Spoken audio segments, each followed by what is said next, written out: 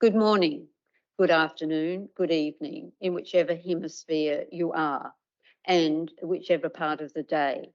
This is the Women's Parliament sitting in Cambridge in England on the 8th of March 2023, International Women's Day. And the Women's Parliament today is debating women's health, women's bodies, women's security, women's rights. We want a Women's Bill of Rights for women in this country.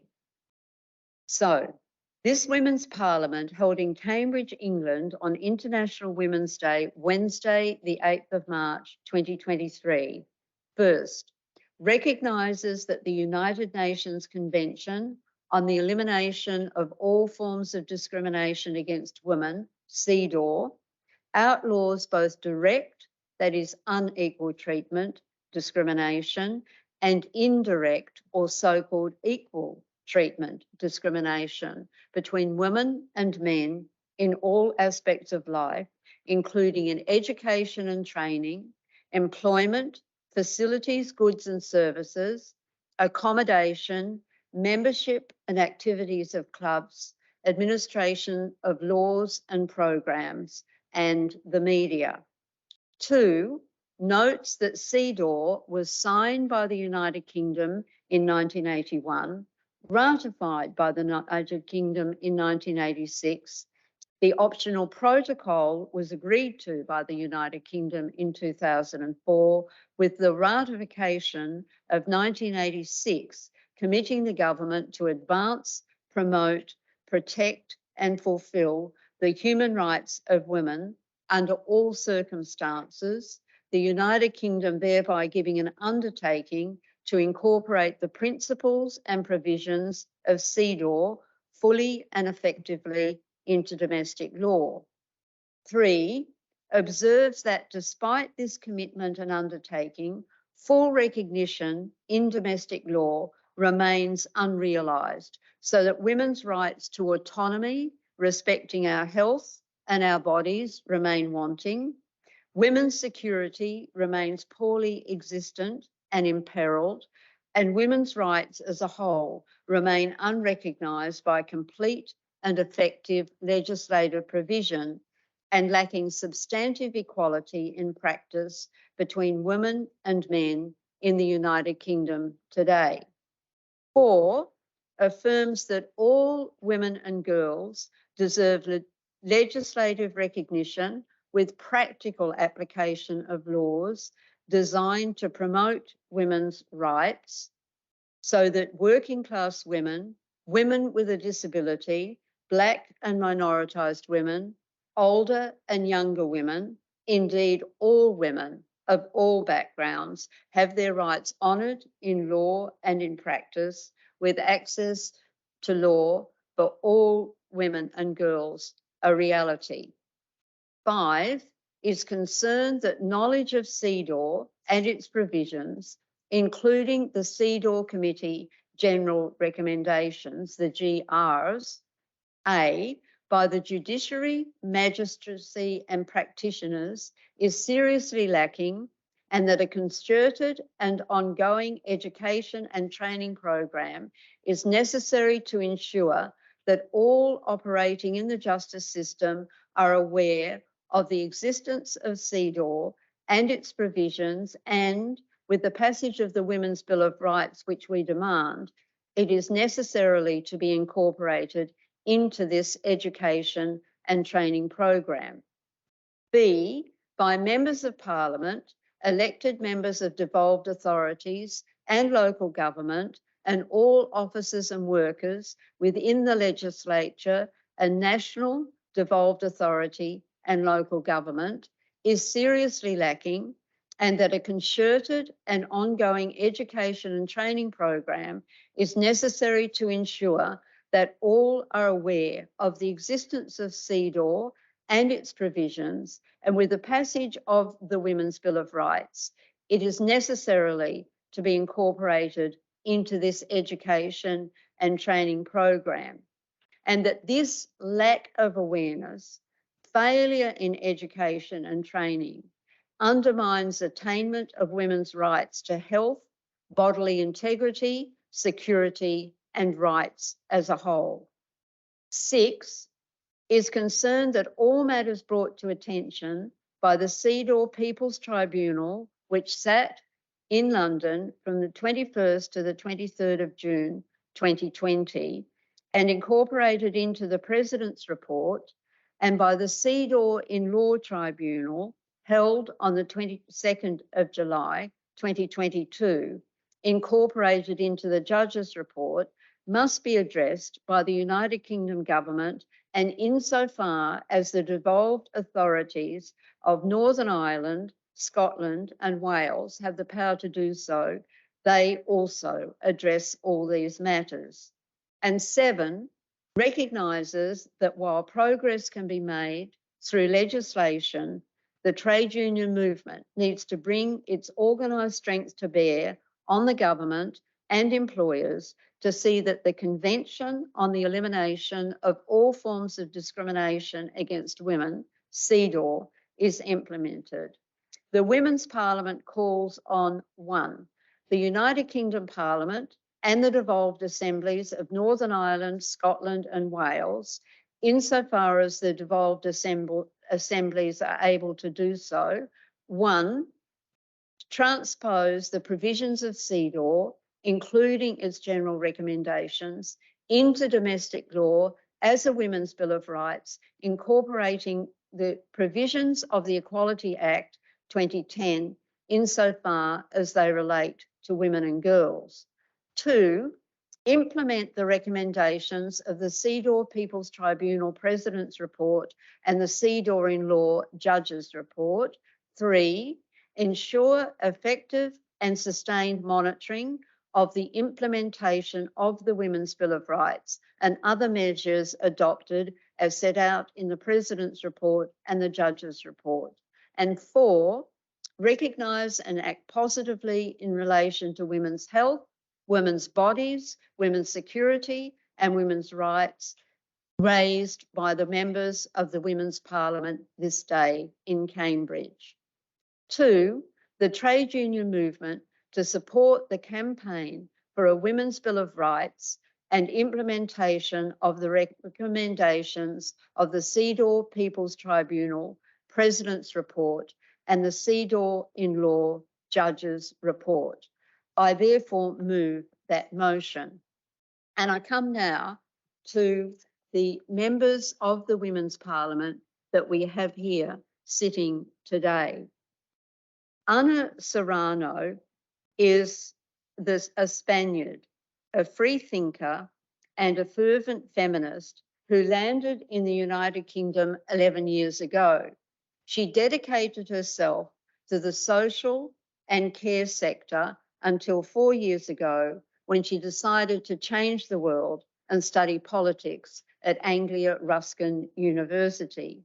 The world is not getting any better so far, but she's persistent and hopeful that we can achieve change. She is coordinating the Ask Me project at the Cambridge Women's Aid, delivering free training to the community about domestic abuse and how to challenge myths and stereotypes. We, she says, create change by educating the community and changing the way society speaks about domestic abuse and violence against women.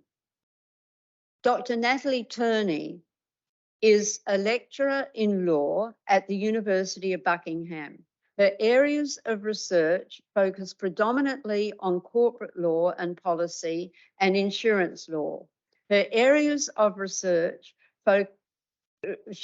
focus on those issues. She recently spoke in Zurich for the International Insurance Law Association on the matter of corporate law and policy in relation to environmental matters and attends the Women's Parliament to discuss the treatment in women within communities and the representation of women and girls in corporate policy.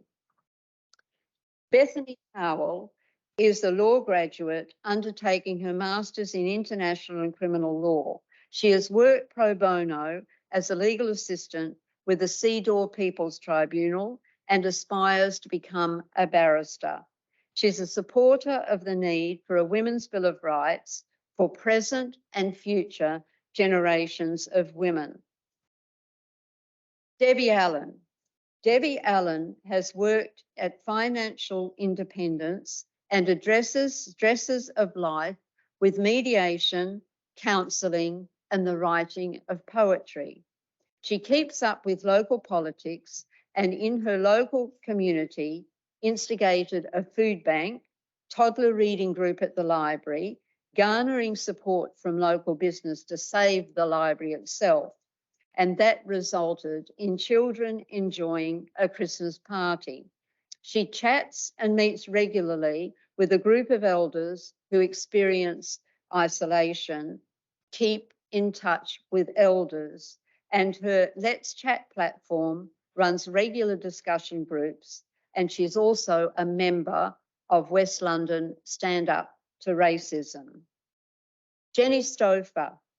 Jenny is a graduate in law and an aspiring barrister, having studied for the bar exam with the Inns of Court College of Advocacy.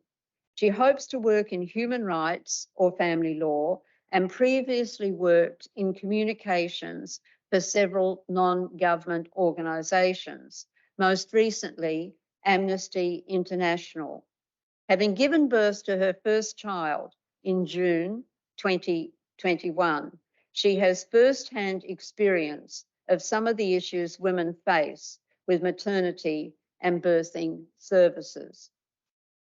Evelyn Jacobs. Evelyn will be speaking to us from Canada. She is a recent Bachelor of Laws graduate with first-class honours from the University of Buckingham and works as a senior paralegal in Canada. She is currently in her accreditation process to become a barrister and solicitor in that country.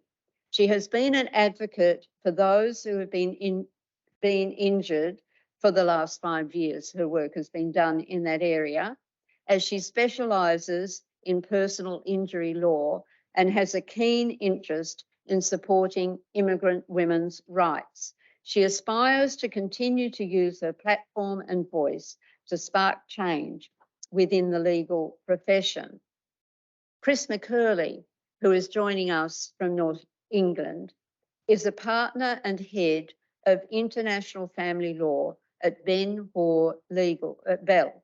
She is also a CEDAW shadow report writer. She writes in legal journals regularly and is a member of many advisory boards, including Rights of Women and Centre for Women's Justice. She's a member of the Law Society Access to Justice Committee and co-chairs the Resolution Domestic Abuse Committee. She specialises in working with women and children from diverse communities who are victims of all forms of abuse, including honour-based violence, which we might call dishonour, forced marriage, international spousal disposal, trafficking, child abduction, and female genital mutilation, as well as public law proceedings.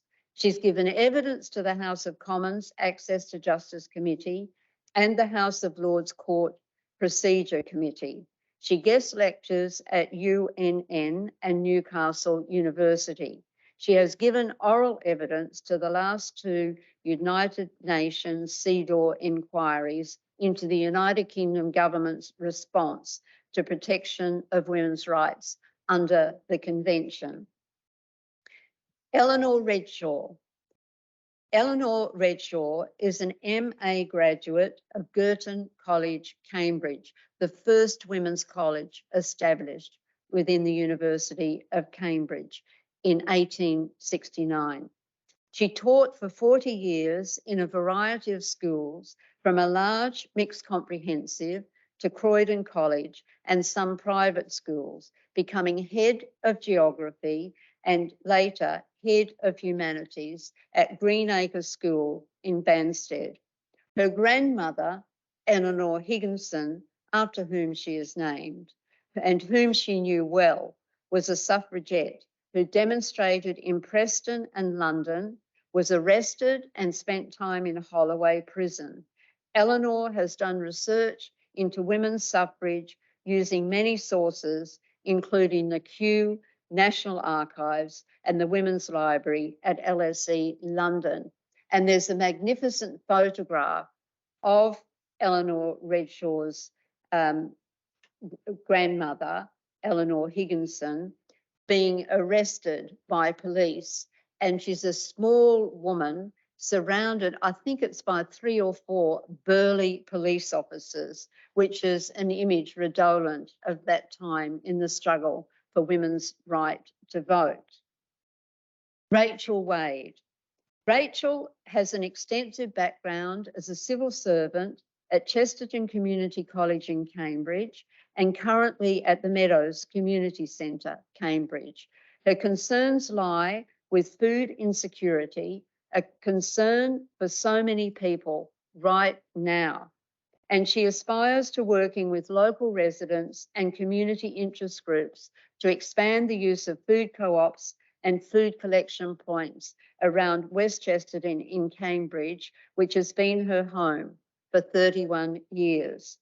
She is standing as a candidate in local city council in May this year, and with deep roots in the area, she recognises that despite the work aimed at and achieving much to make Cambridge a city fair for all, the reality is that considerable injustice remains to be overcome, especially with the cost of living crisis. And she would like to work with residents on projects to overcome this emergency and long-standing problem. Maisie Barrett is a fast-rising, inspiring and powerful British, both non-fiction and fiction author with Jamaican roots. Maisie has a unique story to tell about the racist education policies in the 1960s and 1970s that wrongly labelled West Indian children as educationally subnormal. Maisie's story is a testament to the power of perseverance and self-discovery.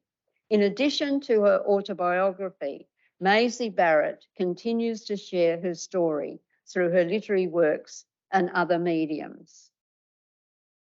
Sarah Johnson is a further education consultant and has worked in the post-16 years sector since the 1980s, when she developed the first access to higher education courses.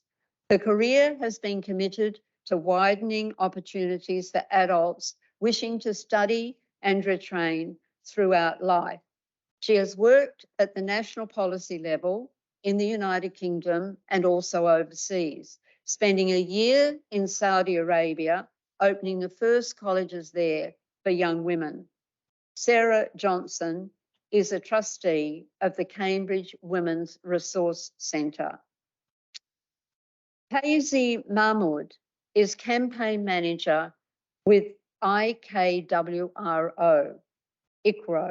the Iranian Kurdish women's rights organisation.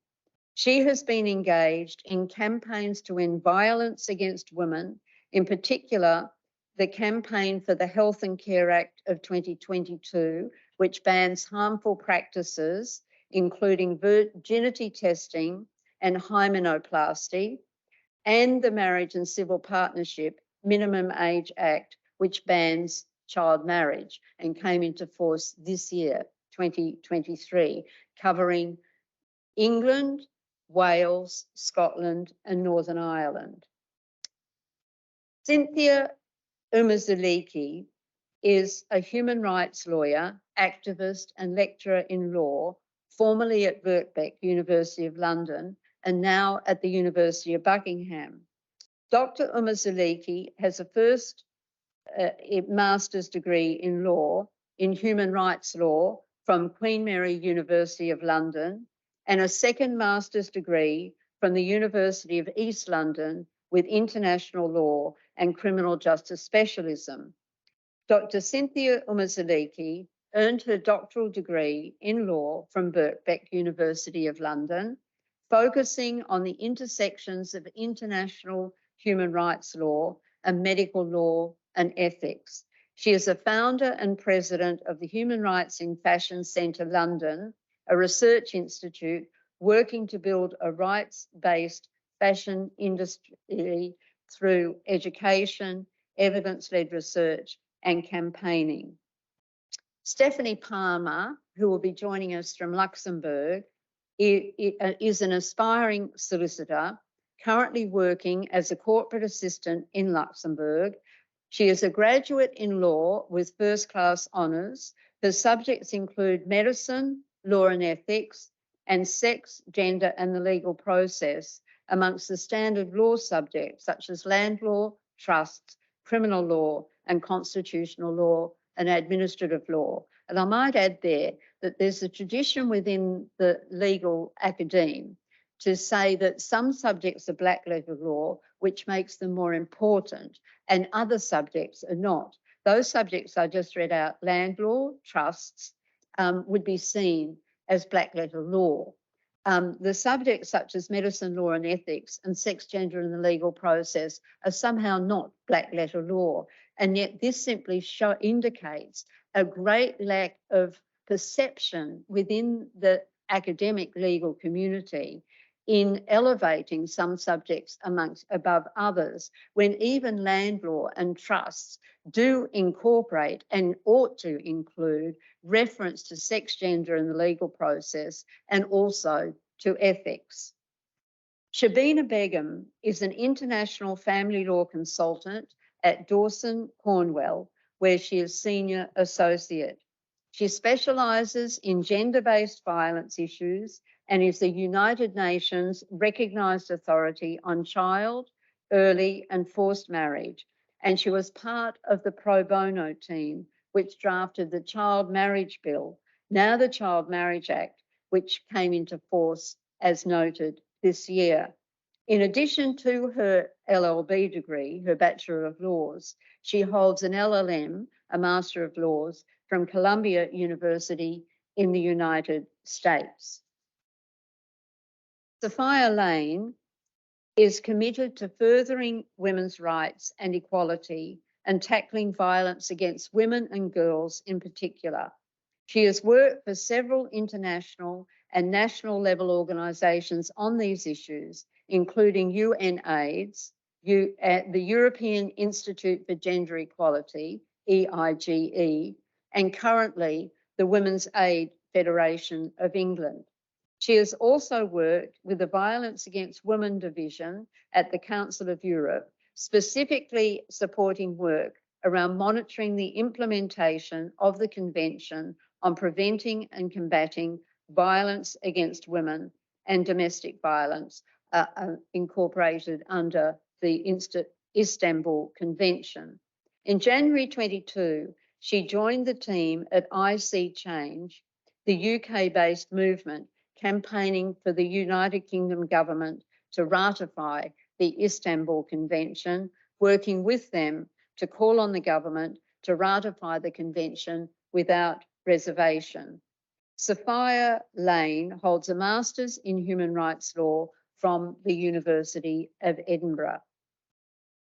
Chiquita Outerbridge is a film and journalism student at the University of Buckingham and has also commenced studies in law, studying Introduction to Criminology drew her into the study of law, and she's particularly interested in pursuing sex, gender and minorities in the legal system and sex, gender and the legal process.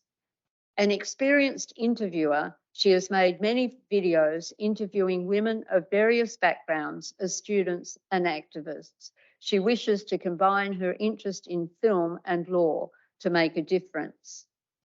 Charley-Anne Gordon-Gardner is a lecturer in law at the University of Buckingham. She graduated with first-class honours from the University of Buckingham, and she's currently a PhD student at De Montfort University, where she is researching the intersection between societal racialisation processes and the experiences of minoritised, coercive control victims, and we hope survivors from a critical feminist perspective. She also is active in relation to the National Accident Helpline's Future Legal Mind organisation in 2019. Charley-Anne Gordon-Gardner also teaches sex, gender and the legal process at the University of Buckingham. Linda Edwards-Shea became a feminist at the age of 15 when her father died, and she witnessed the obstacles her mother had to get over to become financially independent. She is an ex-chartered physicist and chartered engineer. She worked in the man's world of research and development in the aerospace and electronics industries before becoming an academic, teaching physics to engineers. She eventually left that profession and is now an actor and playwright. She is a WASPI women, that is, Women Against Discrimination in Pensions, that has affected, in particular, 1950s born women. As she puts it, she had her state pension pinched by the Department of Work and Pensions without any notice. As a result of that injustice, she turned to politics, and currently she is mayor of a town council in rural Lincolnshire, and simply illustrates, as I suppose happens with many women, that when women face injustice, they take it upon themselves to become political if they weren't political before. So I'm certainly not advocating justice against women in order to precipitate women into political activism. But what the other side doesn't recognise is that when they do act in a discriminatory way towards and against women, they actually precipitate action that they might not have anticipated. And that's certainly so with the 1950s born women, whom the secretary at the time of the Department for Work and Pensions, Peter Lilly, seemed to think he could target explicitly in this change of the age from 60 to 65, the retirement age at which women would qualify for the state pension. He seemed to think that 1950s born women wouldn't do anything. Well, he was wrong. Rebecca Dennis is a representative in local government. She's committed to justice, fairness and equality. She's active in local politics and works in administration, and she has been active nationally in politics at her political party's national conferences when they're held each year. And then finally, Naomi Wiseman is also involved in the organisation that I referred to with Payzee.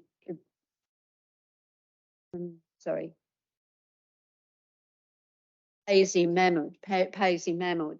She is a barrister and practices out of London, and she became involved in the struggle for ending child marriage, and she made contributions which the organisation recognises fully and is appreciative of in relation to the struggle to ensure that child marriage would be banned in Scotland, England, Wales and Northern Ireland.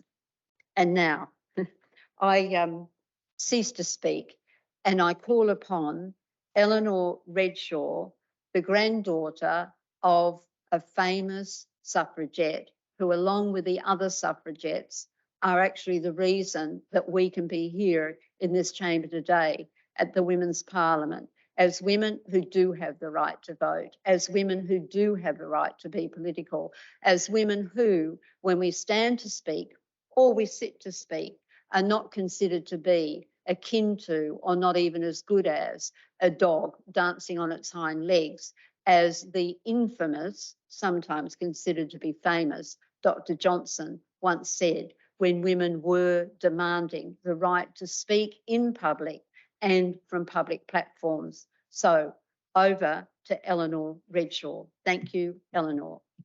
It is my great pleasure to open the debate today. I will talk about Sylvia Pankhurst, a role model for us as we continue to fight for women's rights. Sylvia was born in 1882 in Manchester, the second of 5 children of Dr. Richard Pankhurst, barrister, political activist, and wife Emmeline. Her brothers died young, but the 3 girls were to play a prominent part in the suffrage campaign. She was educated at Manchester High School, and later she got a scholarship to the Royal College of Art, South Kensington, the only woman with 16 men who got an award. In 1903, her mother and sister, Christabel, founded the Women's Social and Political Union in Manchester, and Sylvia became the honorary secretary of the suffragettes. She was an accomplished artist and designer. Sylvia first painted calico banners with the words "Votes for Women" for their marches, and she designed the WSPU membership cards. Then she developed the Angel of Freedom, using the suffragette colours of purple for loyalty, white for purity, and green for hope. It was used on the white china tea services, badges, and Holloway brooches, as I'm wearing here today, and also on the illuminated addresses, which were given to WSPU prisoners on their release. I have my grandmother, Eleanor Higginson's certificate on the wall at home. Sylvia painted lovely watercolours too, illustrating working class women, such as shoemakers, fishwives, potters, cultural workers, and women in cotton mills, who were rarely portrayed at that time. 1906 and 7, Sylvia demonstrated and was arrested. She was in and out of Holloway Prison, London. She went on hunger strike, suffered forcible feeding 8 times, and was released under the Cat and Mouse Act for short periods, during which she carried on the campaign. In 1912, Sylvia formed branches of the WSPU in the East End of London, which developed along different lines from the parent body, and later became a separate organisation called the East London Federation of Suffragettes, with its headquarters at Bow. In 1914, Sylvia established the Woman's Dreadnought magazine, in which she revealed her feminist, socialist, pacifist attitudes and her support for revolutionary Russian social philosophy. The broke out on August the 4th, 1914. Unlike the suffragettes, Sylvia devoted herself to ELFS and was active with social welfare schemes all through World War I. She organised various clinics, a day nursery to enable women to go out to work, a cafe providing food at cost, and a toy factory to replace the toys that were no longer being imported from Germany, giving jobs to women. Her sympathies were now on the extreme left, and Sylvia became a member of the Communist Party, but was later expelled because she refused to hand over the Workers' Dreadnought paper. In 1927, age 45, she gave birth to a son, Richard Keir Pettit Lawrence, out of wedlock. The father, Silvio Corio, an Italian anarchist. Emmeline Pankhurst was very upset because of the shame it brought on the family, and she never spoke to her again. A broken woman the following year, 1928, just before women gained the right to vote at the age of 21 on the same terms as men. Sylvia wrote many valuable books: A History of the Suffragette Movement, The Home Front, and The Life of Emmeline Pankhurst. She was keen on anti-fascism, and spurred on by Mussolini's invasion of Abyssinia, Sylvia became a follower of Emperor Haile Selassie, and she settled there in 1956. She died in Addis Ababa, capital of Ethiopia, in 1960, aged 76. So we Sylvia as a feminist, socialist, political activist, artist, and writer. There is an excellent musical, Sylvia, at the Old Vic in London till the 8th of April, which I would recommend. The message for you is that you must persist to reach your goals. I wish well to campaigners in the chamber today, and I support the motions. Thank you, Eleanor Redshaw. And now, who may I call upon next? Natalie, Dr. Natalie Turney. Thank you, Natalie. Thank you. I wish to bring to the attention of today's Parliament a matter that's facing a huge proportion of the world's workforce. An estimated near 6 million people currently affected, the fastest growing demographic in the workplace. And this matter is quite serious, with those affected often citing that they struggle with headaches, fatigue, low concentration levels, poor memory, low mood or depression, achy joints and muscles, and so forth. Although some may escape some of the symptoms that I've just mentioned, all will experience physiological changes that will impact their health. And the most common treatment available for this has been impacted by severe supply shortages, such that those affected have cited often unmanageable symptoms. Now, according to the Fawcett Society, 1 in 10 affected leave the workforce altogether, with 1 in 4 needing to take time out of work. The impact on the country's economy alone has been estimated £1 billion, according to Balance, working with data from the Fawcett Society, ONS, and so forth. So I'm sure many will be anxious to understand what it is that's causing such a turbulent impact on so many millions and on the workplace. Well, the matter I bring to your attention is not COVID. Fortunately, with the rampant spread of COVID-19 in early 2020, swift action was taken by many employers, at a point by the government, in implementing policies, procedures, laws in order to protect the health and well-being of the workforce. Just to give one example, flexible working arrangements became much more prevalent. And as I stand here in March 2023, policies remain in place in respect of corporate dealing with COVID-19 amongst workforces across the world. This demonstrates change and adaptation is possible in the pursuit of protecting employees' well-being.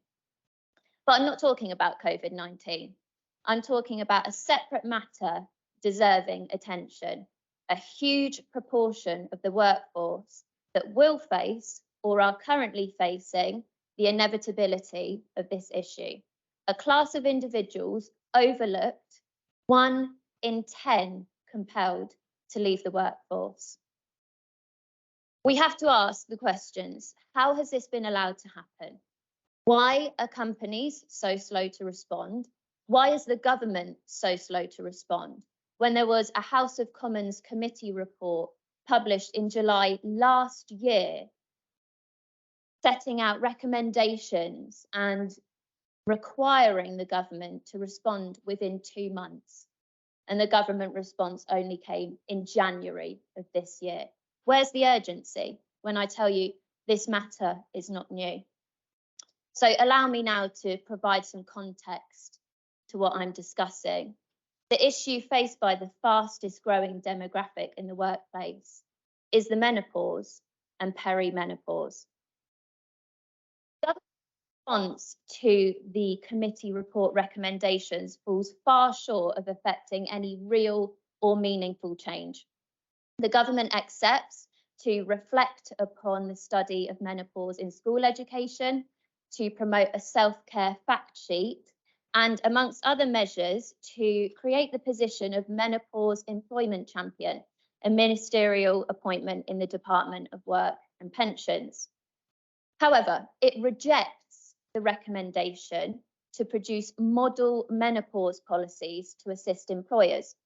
The government sets out that the civil service already has the 2021 Menopause in the Workplace policy and sets out institutions that have launched guidance on menopause in the workplace. But what about the millions of women working in small to medium-sized enterprises that do not have the resource of their larger corporate counterparts to effect meaningful change in policies beyond just looking to guidance, where perhaps a model policy might actually help? Companies have a responsibility to ensure that their employees have a safe working environment and to provide protection against unfair treatment of employees going through the menopause pursuant to the protected characteristics of sex, age, and disability under the Equality Act 2010, because menopause symptoms can indeed be disabling. But so much is yet to be done. Companies must do more to protect women and to ensure the inclusion and representation of women at decision and policy making level in order to do so. The government must do more in being more proactive in its support and its initiatives. Women are harmed by the failure to act meaningfully. For that reason, I support the motion. Thank you so much, Dr. Natalie Turney. And now I must say that illness and family emergencies have come upon some of our members, and Bethany Howell, who was to be present to speak at this Women's Parliament, has been unable to come by reason of illness. However, we do have the first of our international speakers for this Women's Parliament, and I'd now like to call on Stephanie Palmer, who's coming to us virtually from Luxembourg. Stephanie. Thank you. Women make up half of the population, and yet there continues to be a blatant gender health gap, resulting in her book, Invisible Women. This also means that research into women's health issues is underfunded compared to that of men. To give an example, less than 2.5% of publicly funded research is dedicated solely to female reproductive health, which affects 1 in 3 women in their lifetime, while erectile dysfunction receives 5 times more research, which only affects 19% of men. Along with this data gap, there is also the issue of actual treatment. 2 years ago, it was found in the UK that women receive poorer healthcare than men. Women in the UK, unlike the rest of the world, are more at risk of health issues than men. In fact, the UK has the biggest gender health gap in the G20. Women are persistently let down by the healthcare system. A debilitating condition like endometriosis takes an average of 7 years to even diagnose, as a result of symptoms being dismissed and subsequent delays in referring the female patient to a specialist. The University of Leeds found that women with a total blockage of coronary artery were more than twice as likely to be misdiagnosed compared to men, and that UK women had more than double the rate of death in the 30 days following a heart attack. These findings are staggering, especially for a country that claims to be one of equality. Despite the fact that women statistically live longer, it is clear by that that they spend most of their life in poor health compared to men. Then there is the big elephant-shaped taboo in the room, menopause. Care for fertility and pregnancy have relatively improved over the years, despite the disturbing fact that women of color are 4 times more likely to die in pregnancy and childbirth. However, menopause in all women continues to be largely ignored. This is rooted in a combination of sexism, ageism, and the historical aversion to women openly discussing any gynecological issue. The Fawcett Society notably conducted a study last year which revealed just how much menopausal women are let down by the healthcare system and the workplace. Too many physicians are uninformed, untrained, and inexperienced in supporting as well as treating women in menopause. Often, the common symptom of depression in menopausal women is misdiagnosed and treated most unhelpfully with antidepressants rather than hormone replacement therapy. For this reason, 94% of women agreed that every GP practice should have someone who is trained in menopausal issues. The letdowns do not stop at healthcare. In the workplace, menopausal women feel unsupported, their struggles dismissed, and their symptoms even joked about. Some women therefore feel they must keep their menopause a secret and provide other excuses for any menopause-related sick leave. The government, as well as private companies, must adopt inclusive policies that not only acknowledge women's specific health concerns, but accommodate them as well. There must be more importance placed on this. We cannot continue to disregard and underfund half the population's physical and medical issues. The male default in health research and treatment must be abandoned and make room for equal treatment to put an end to the gender health gap. And for this reason, I support the motion. Thank you. Thank you, Stephanie Palmer. And this is actually an indicator of the fact that ignorance on the part of those in authority does generate women's action, because we've now heard both from Dr. Natalie Turney and from Stephanie Palmer about the huge oversight that's occurring in relation to a feature of women's lives that has been there since for time immemorial. So thank you both for raising that issue. And now I turn. The journey here has been a lonely one. I am the only Black woman, female activist in Ealing, Northwest. Let's start from the beginning. I was born in the UK, raised on a housing estate, no-go housing estate, and worked 3 jobs to move from there because I didn't want my children growing up in deprivation, and it was deprivation, which is something that the examples I'm going to give seem to have followed me throughout my life. I moved from Stonebridge because of drugs being sold in the staircase and people letting their dogs do their business there. Like I said, I worked 3 jobs, managed to buy a property in Ealing, get involved in politics and become a BAME officer and interim CLP secretary. That experience, I connected with somebody who invited me to join West London Stand Up to Racism. And throughout 2020, I instigated 9 peaceful BLM and anti-racism events. This included the recognition of Sankofa, Black History Month. I'm also a street pastor, and as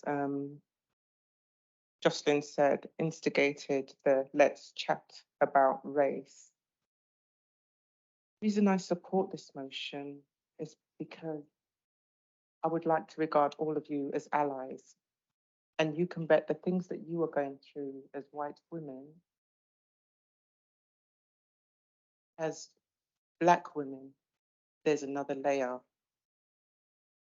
Race, microaggressions, institutional racism, whatever you want to call it, all of those discriminatory practices which harm people. And I had an experience in the workplace where somebody was leaving feces and banana skins for me to encounter as I carried out my duties around the workplace. And I was failed by Metropolitan Police because they handled my case as though it was high spirit. And that's all I can say because the complaints are still ongoing.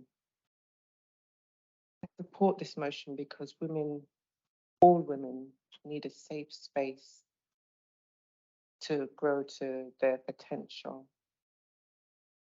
That experience left me feeling like I'd lost a bit of my brain.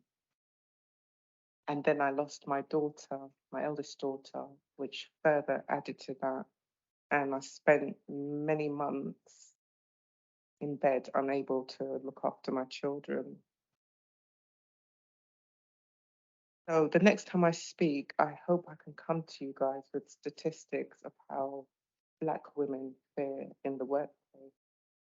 But I know that if you yourself as a woman cannot see yourself at board level or executive tiers, you know that if you look to your left or your right, it's likely to be a white, middle-aged white male. So getting involved with West London Stand Up to Racism, I used to collect signatures from public, standing outside a bank. And I supported a local councillor, she was an activist at the time, to save our libraries, which the borough wanted to cut. Unbeknown to me, I would actually need the library. I'd had my children. And so why I was involved in this, I just knew children need a safe space. I lost my daughter in 2021. She left behind a daughter. And when I went to my local library, they didn't have facilities for toddlers. And I instigated a toddler group. And from that toddler group, I've met many women who need a safe space to talk to other women. And from that little activity that I do for an hour, well, more than an hour now, once a week, we have collected donations for the Ukraine relief for United Nations. Mothers have connected with other mothers, talked about, you know, raising families and stuff like that. I also instigated open mic night for young people because we don't have community centres. And in doing the open mic night, inviting the mothers and the carers so that elderly people, older people, are connecting with the next generation who will be voting for their services. And despite being accomplished, you know, the Black girl that my geography teacher said I wasn't going to do anything more than push a buggy. And he said that each geography lesson, you girls from that housing estate, you're only going to push buggies. I don't feel like a strong woman. I journeyed with Maisie this morning and she was like, you seem strong, you seem confident, whatever. That comes from spending 2 years in my bedroom. And when I couldn't talk, and I'm so grateful to my son who kind of took over running the home when I couldn't. Fought the motion because women need it.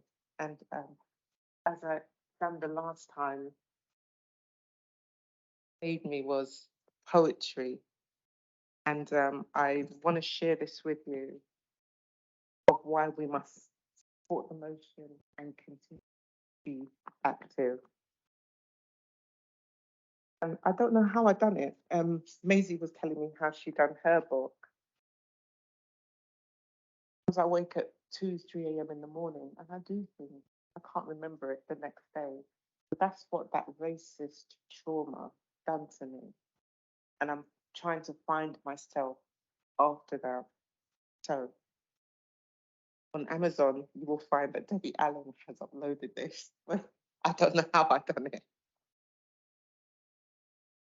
Set your timer. We're going to kneel for Floyd.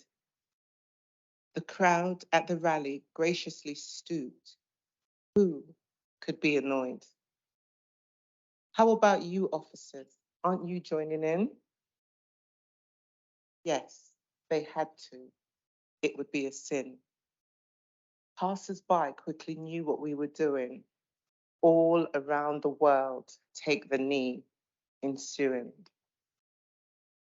After about 3 minutes, a cramp on my right butt, elders started twisting, but they kept their mouths shut.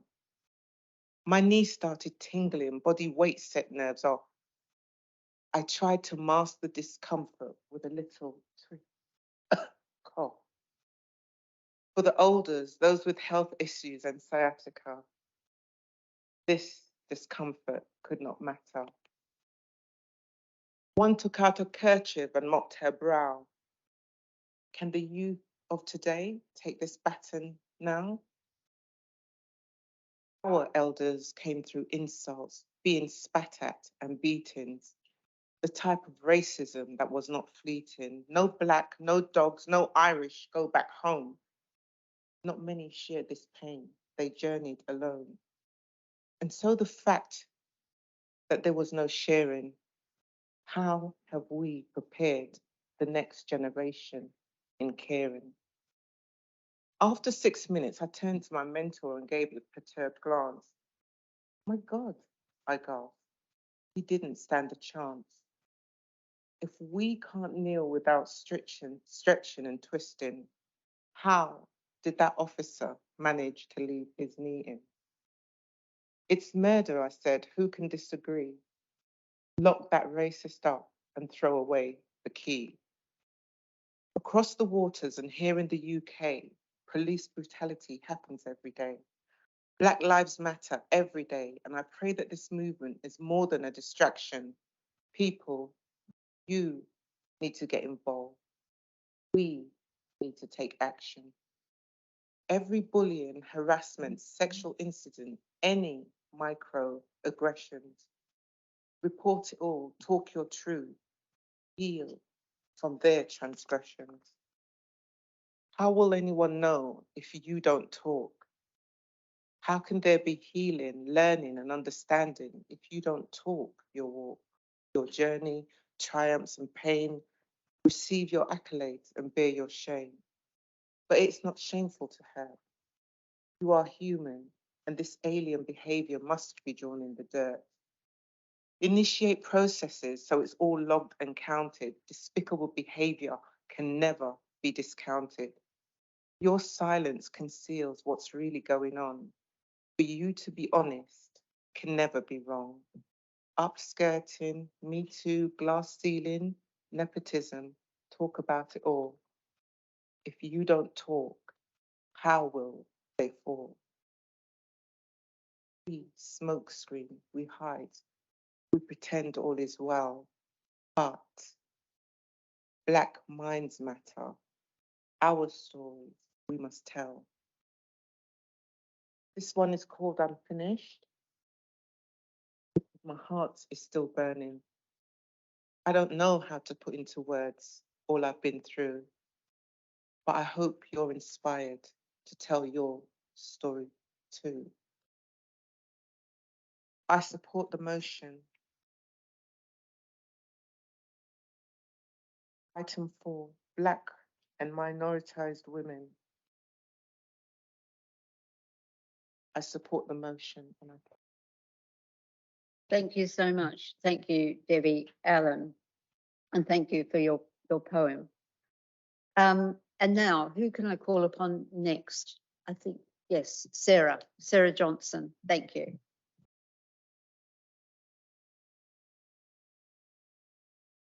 I wanted to just do personal, following on from what Debbie has said about generations, because I think women's health and our lives are fascinating.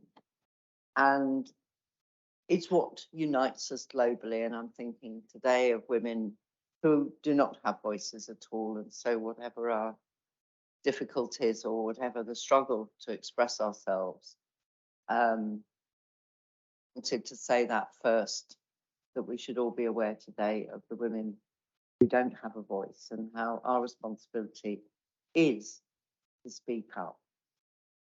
But I wanted to reflect on immediate generations. I was thinking 100 years ago, my grandmother was a teenager. And in those days, at 16, you had all your teeth pulled out because then you didn't have to bother with them anymore. So there's a theme to this. My mother was a teenager during World War II. You know, everyone was just surviving. That was the issue of the day. I am the fortunate one, mid-century, 50s, waspy woman. But when I was a teenager, a book got published, and it was these women in America who wrote a book that's by and for women called Our Bodies Ourselves, and it's a hefty tome, because women's bodies, as you've said, and other speakers have said, phenomenal, and we should celebrate that. We really should, and all the stages and ages of our bodies. So I'm the fortunate one. I got the liberation, I got the contraception, I got, all of that. People are talking here about hormones. Done that, been there, done that. There are pros and cons, but what's important is that we're talking about it. Yeah, I would hope there isn't a girl today in this country who isn't, experiencing shock at menstrual bleeding the first time, because I thought I was dying. I had an early menopause. The only thing I knew about night sweats was AIDS, was HIV. So actually it was quite a relief, despite the fact that I was only in my 30s. It happens. So Bill of Rights is necessary, and we need to be careful, as I often say, careful what you wish for. We must be careful, because our bodies are ourselves, as that book is titled.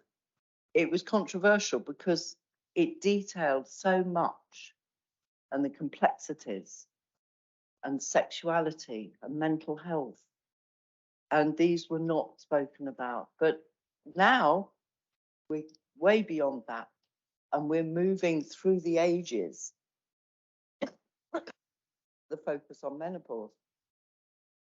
But womankind has experiencing in this past 100 years uneven and insecure progress. We're seeing it go backwards in some countries, in some developed countries. We know that there are girls who are still hidden at times of the month.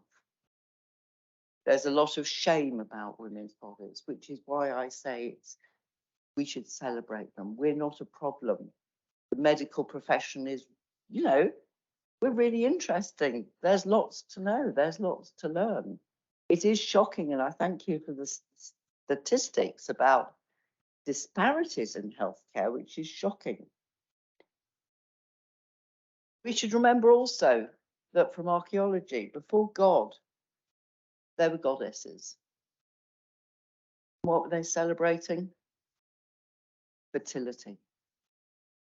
And they are graphic, quite shocking, some of them, and extremely ancient.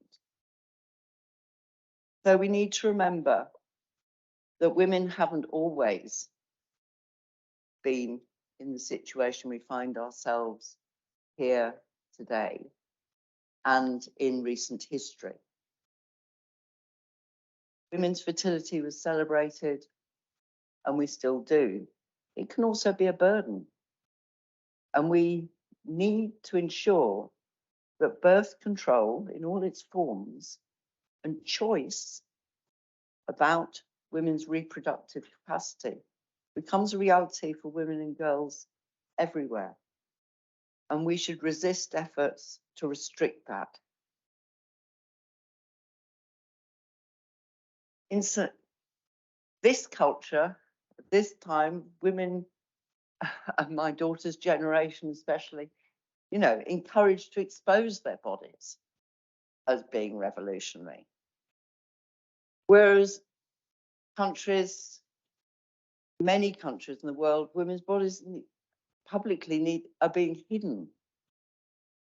It's extraordinary. I mean, mentioned I was in Saudi Arabia and I was shown photographs from there of people's, look, my mother wore Western clothes. We haven't always worn this.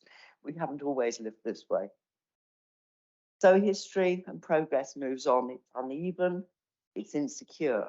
We must not be complacent. And we need to look carefully at how our rights are enshrined in law. And we need to have resources for the research, to tackle the disparities, to look at where the inequalities are, to take positive action, to rectify the situation. We have the Equality Act 2010, it's been mentioned. And I note the current focus on menopause, which, as I say, happily for me, happened quite a while ago. It wasn't fun. However, it's just one episode. Luckily today, women can live long enough to experience that. We have to look at the disparities in our healthcare about the survival of women during pregnancy and childbirth. And that has become a protected characteristic. But I want to say one word about the Equality Act and the protected characteristics, because I think pregnancy and childbirth is something of an anomaly. And I understand why the push has been for menopause to be included, but I don't want to add and it seems problematizing women's bodies to say, you know, we have to make special provision for this because it's already there. It's already there. We are protected because we are female. The sex characteristic is protected. Disability. If we have ill health because of our condition of being female, we are protected. And age is a protected characteristic. For young women, as we've seen recently, and the marvellous achievement of being able to protect them from marrying too early and all the problems that that has caused. But menopause is just another episode in women's lives, and luckily we live a long time after, and I can tell you, it's great. Hope, that gives you hope, and I support the motion wholeheartedly, with one little caveat. Really be vigilant about maintaining standards, because if you gain something, you can lose it. My daughter recently became a mother. She's entitled to free dental care.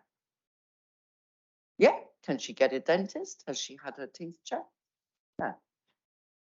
Resources are what we need. Rights are fine, but they mean very little to anybody, any woman, anywhere in the world, without resources to make them happen. Thank you. Thank you, Sarah Johnson. And now, yes, thank you, Jenny Sophia. Money, it makes the world go round. But for those that don't have control over their finances or are living in poverty, the world can slow down, sometimes significantly.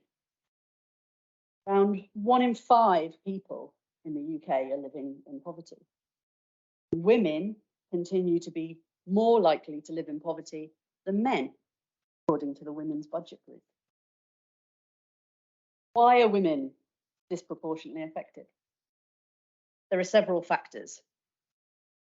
Women continue to earn less than men for doing the same job. So they are already starting their financial journeys behind the men.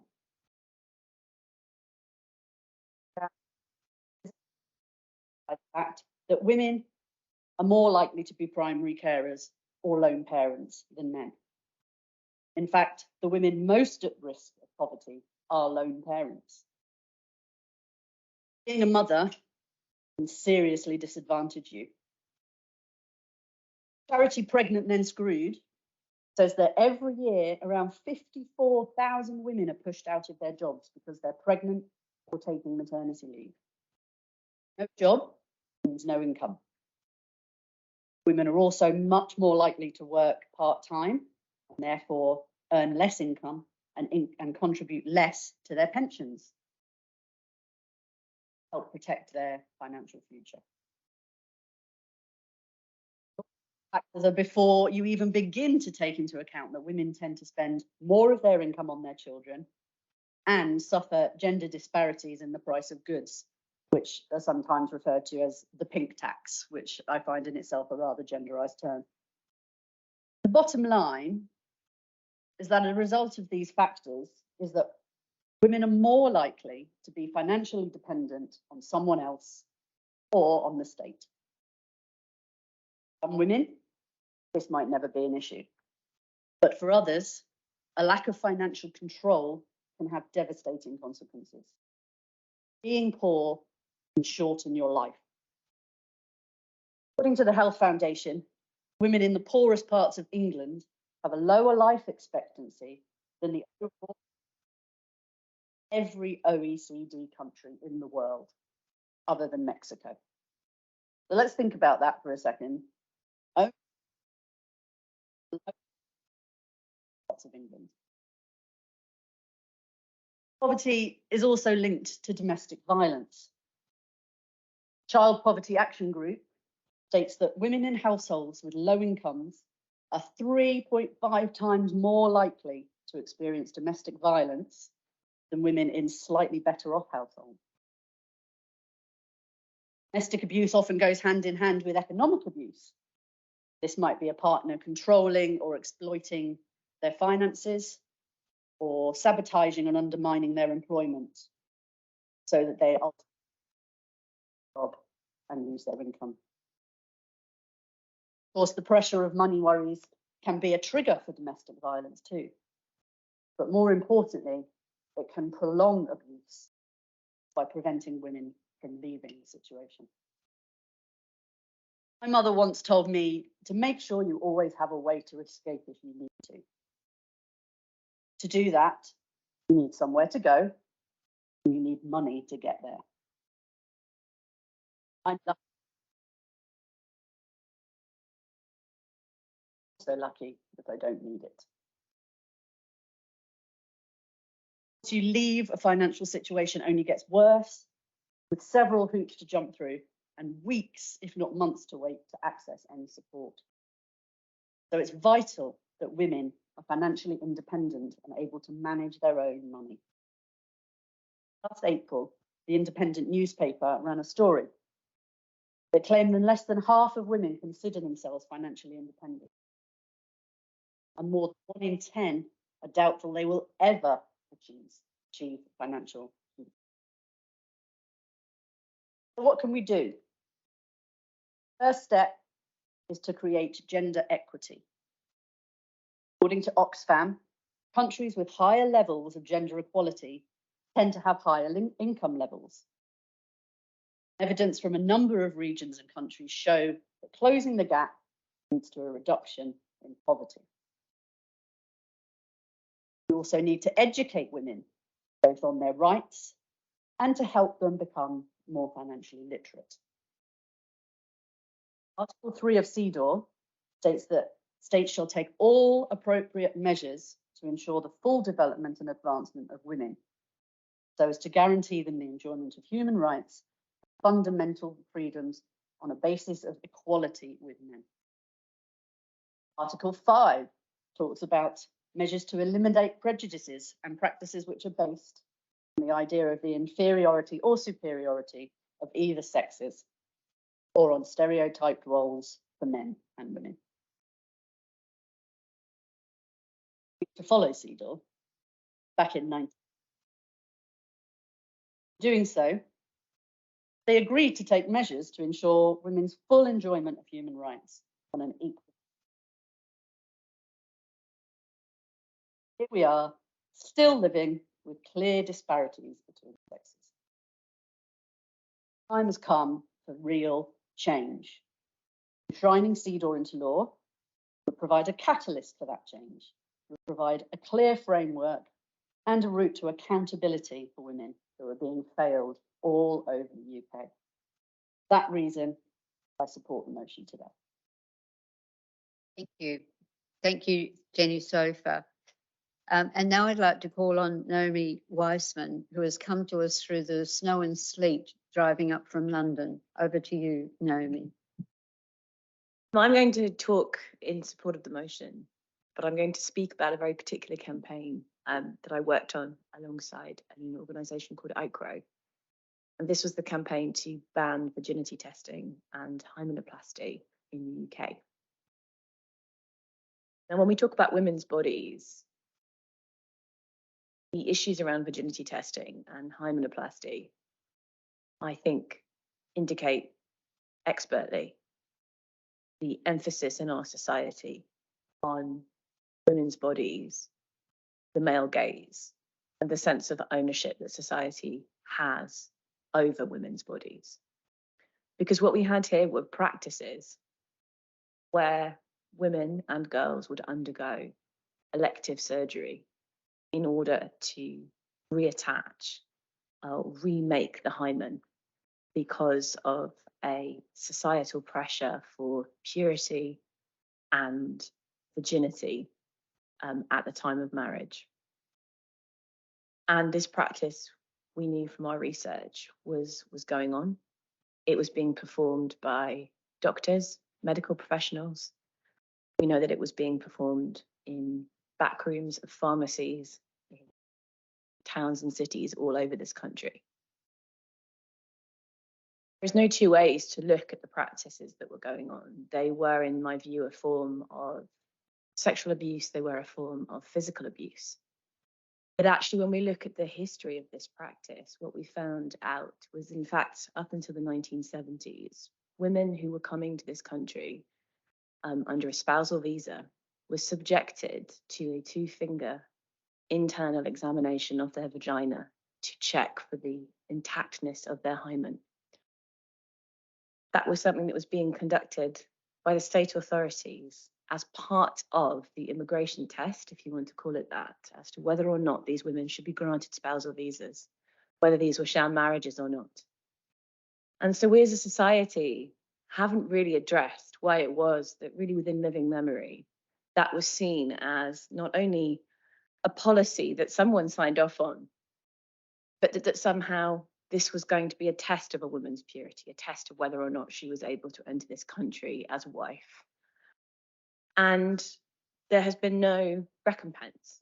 There has been no reckoning, if so to speak, in relation to that.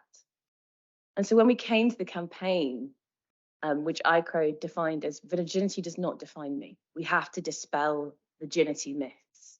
And this is not just something that we can see as a very discrete and narrow issue that is only affecting certain girls. This is something that we as a society have to address head on. And it's a positive step that we have now in the Health and Care Act 2022 banned the practice of virginity testing. And this, I hope, goes some way to expressing this view that we must move away from virginity myths. We must move away from defining women and girls based on this outdated notion that there is any such thing as virginity and why it matters. But there's still so much to do, and a disappointment around the narrowness of the law changes that have come in is that it replies only to virginity testing, so-called virginity testing, and hymenoplasty.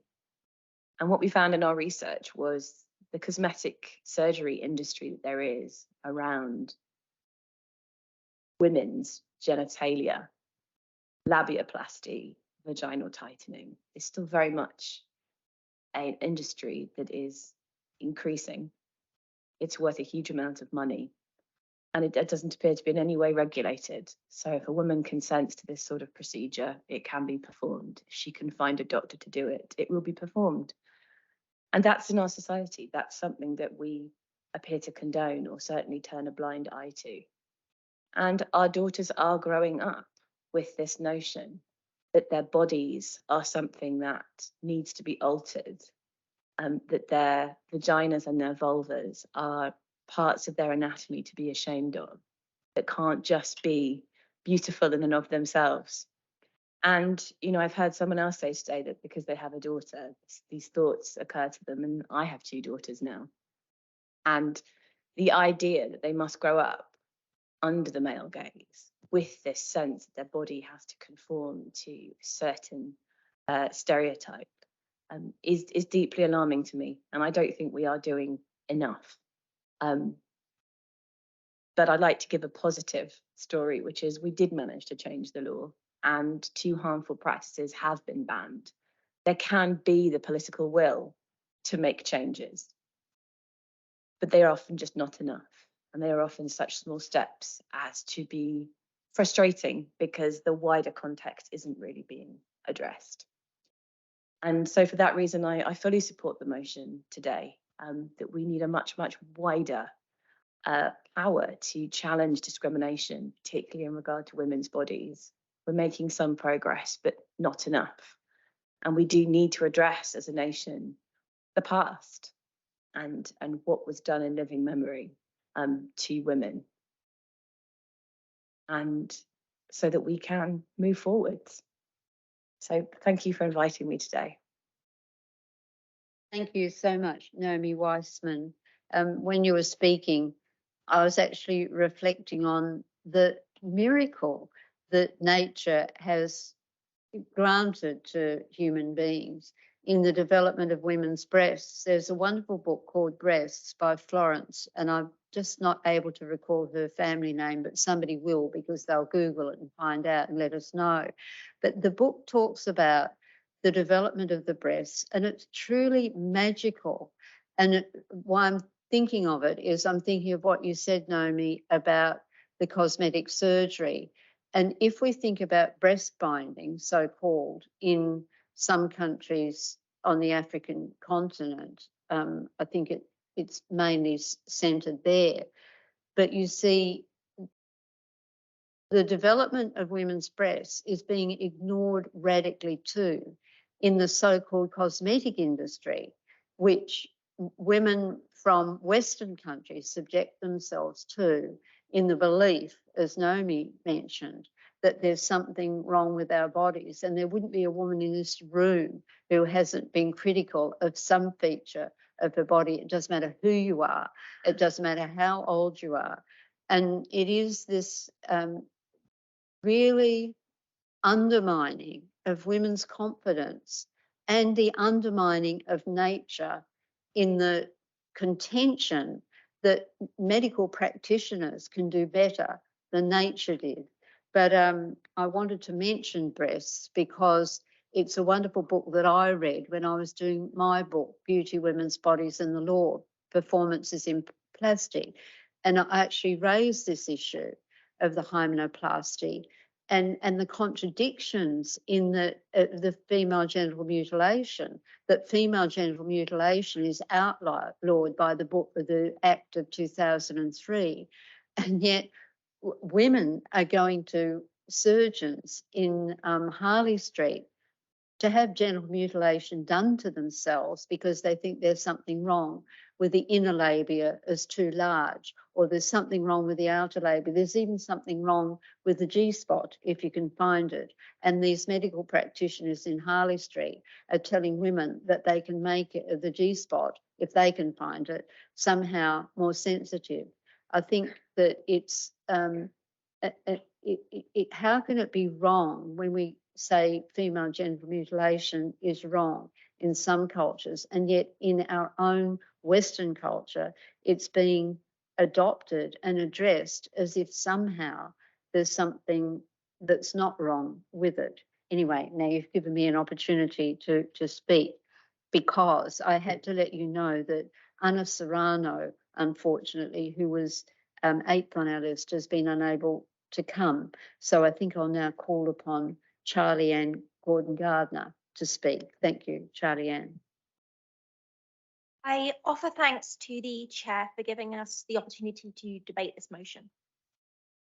Everyone here today appreciates the importance of intersectionality in this discussion, and it's something that Debbie actually touched upon when she mentioned about the additional barriers and layers that Black women face on a daily basis. I wish to bring attention today to the issues affecting the lives of disabled women. Around 14 million people in the UK have a disability, and within this statistic, 23% of women in the UK are disabled to varying degrees.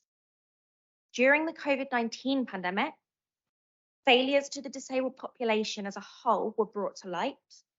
The right to life of disabled individuals was not protected, ultimately resulting in a much younger peak of death than the general population.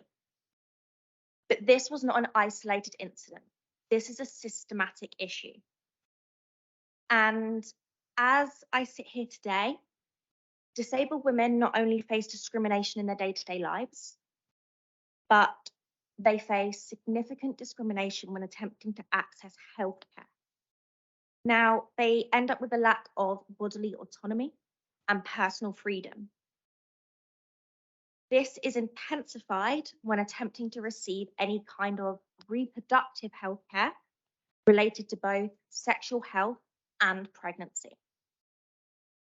The issue starts with the fact that disabled women and disabled children in general are not receiving sufficient education, support, or freedom to make informed choices about their reproductive health care or indeed their own bodies.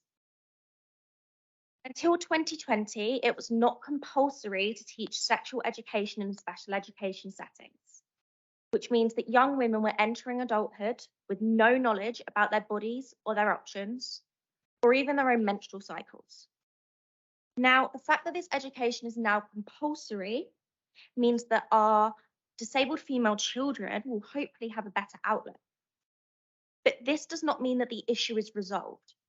There is still a huge gap, and those are the disabled women currently of childbearing age, and this issue needs addressing.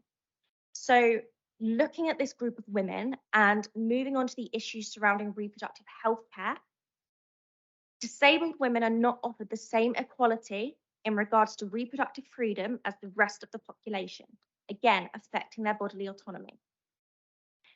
We promote the right to education, home, family, and reproductive rights. Yet, women with a disability are still confronted with considerable difficulties in pregnancy and childbirth. Many women with a disability want to have children and are capable of conceiving and carrying a baby safely to term, but they face considerable pressure not to do so. And if they do become pregnant and give birth, they face negative attitudes and skepticism regarding their ability to parent effectively, particularly if they have intellectual disabilities. Reproductive health providers are unaware and often unwilling to learn about the complexities of disability, offering inaccurate information and reinforcing stereotypes. Maternity and postnatal services may not be specifically tailored to the needs of these women and their families. But with support from family and services, disabled women can become confident and successful parents. Maternity services should be making reasonable adjustments when providing care to this group. including adapting individual communication and learning needs, allowing sufficient time in appointments, offering clear explanations of each aspect of care, and sensitive support to ensure bodily autonomy and fully informed choice. We need to support the improved access to reproductive health care and parental rights for disabled women. Rather than removing these rights entirely, society needs to be looking at how to make these rights accessible. Although the NHS hospitals are generally physically accessible, it's not uncommon for maternity providers to not have access to accessible equipment like accessible scales and hoists, which are vital when a disabled pregnant woman enters into these services. Of course, with these issues, reproductive autonomy in regard to pregnancy is not the only issue. Without proper access to adequate and appropriate reproductive education, disabled women are at a higher risk of untreated STDs and sexual assault. Women with disabilities are women too. Women with disabilities deserve freedom of bodily integrity through access to adequate reproductive education and reproductive care while in the healthcare setting. But why current policy and procedure currently fall short of the required protections these women are entitled to? Because as a society, there is an ingrained belief that disabled women, A, are not sexually active, and B, should not have an equal right to parenthood. This is something that societal structures need to consider in the implementation and interpretation of CEDAW, and of course, in the drafting of a Women's Bill of Rights. Even where there are studies with intersectional foundations, the avoidance of the inclusion of disability within these discussions has resulted in a manufactured silence around disabled women and their experiences.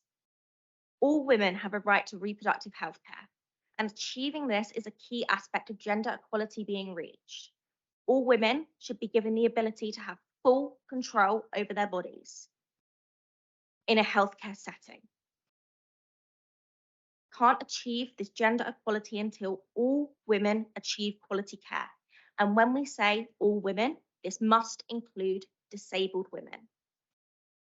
Disabled women are one of the societal groups that generally do not have a voice. We must be their voice. And for that reason, I support this motion. Thank you. Thank you so much, Charley-Anne Gordon-Gardner. And may I now call on Linda Edwards-Shea to speak. Thank you, Linda. Yesterday, on Tuesday, the 7th of March, 2023, I listened to BBC Radio 4's Today programme. The prime slot of the day is the 8:10 slot, in which the major news story of the day is discussed. The main story on this day was the conviction of rapist and murderer Wayne Couzens on 2 counts of indecent exposure. The piece began, a cyclist in Woods, someone serving food in a McDonald's, 2 women victims of indecent exposure by Wayne Couzens. I stopped what I was doing to listen. Was BBC Radio 4 giving over its main story of the day to news that impacted women? The piece continued. Wayne Couzens, a policeman who abducted, raped and murdered Sarah Everard, and 2 women who say that if crimes against them had been taken seriously, Couzens could have been arrested and Sarah Everard might still be alive.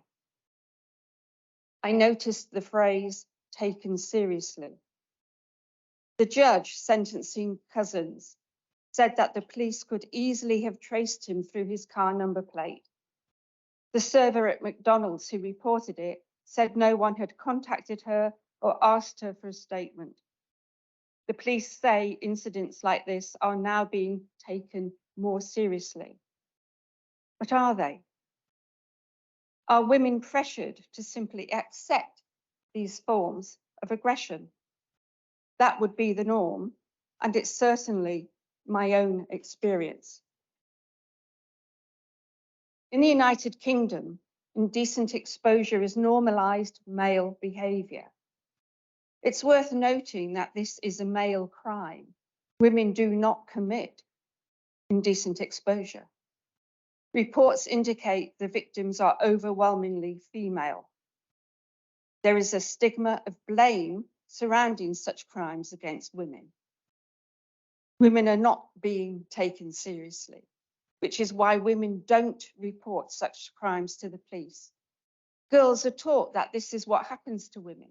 There's no sense of outrage, but there is a sense that the victim is to blame. Let me be more specific. Crimes against women are not being taken seriously. Why is that? Could it be because women are not being taken seriously? This dismissive attitude towards women is widespread in the United Kingdom. Here are some examples. The police don't take action when crimes against women are reported. The police are now saying the crime of indecent exposure will now be taken seriously and investigated. Why did we have to wait for the brutal murder of a woman and the Me Too movement for this crime to be taken seriously? Is it because members of the police service treat it as a joke? Let's not forget that Wayne Couzens was a serving police officer when he brutally murdered Sarah Everard. He joked about women and the mistreatment of women in a WhatsApp group with male colleagues. They think sexual crimes against women are funny. This is misogyny on a grand scale, and it exists in our police service. My second example. Most cases of domestic abuse and violence are committed by men against women. Conventionally, the abused woman is expected to leave the home she shares with her abuser. Why? Why does society expect the victim to leave her home and not the man? If a victim wants to remain in her home, can the abuser be removed? Yes and no. Local authorities now have the power to terminate a social housing tenancy and evict the abuser. The landlord could grant a new tenancy to the victim. This right is encapsulated in the Domestic Abuse Bill 2020. However, there is as yet no right that I have been able to find that automatically gives UK victims the right to have their abusers removed from their home. Even when the law tries to help women, there are still major hurdles to overcome. My third and last example is the theft of 3.8 million women's state retirement pensions by John Major's government in the 1995 Pensions Act. I call it theft because the money, up to about £50,000 each, was taken off women born on or after the 6th of April 1950 with insufficient notice or no notice. State pension age rises. So far, 2 have come into force, and we're on our way to a third state pension rise to 67, have impoverished and destituted women.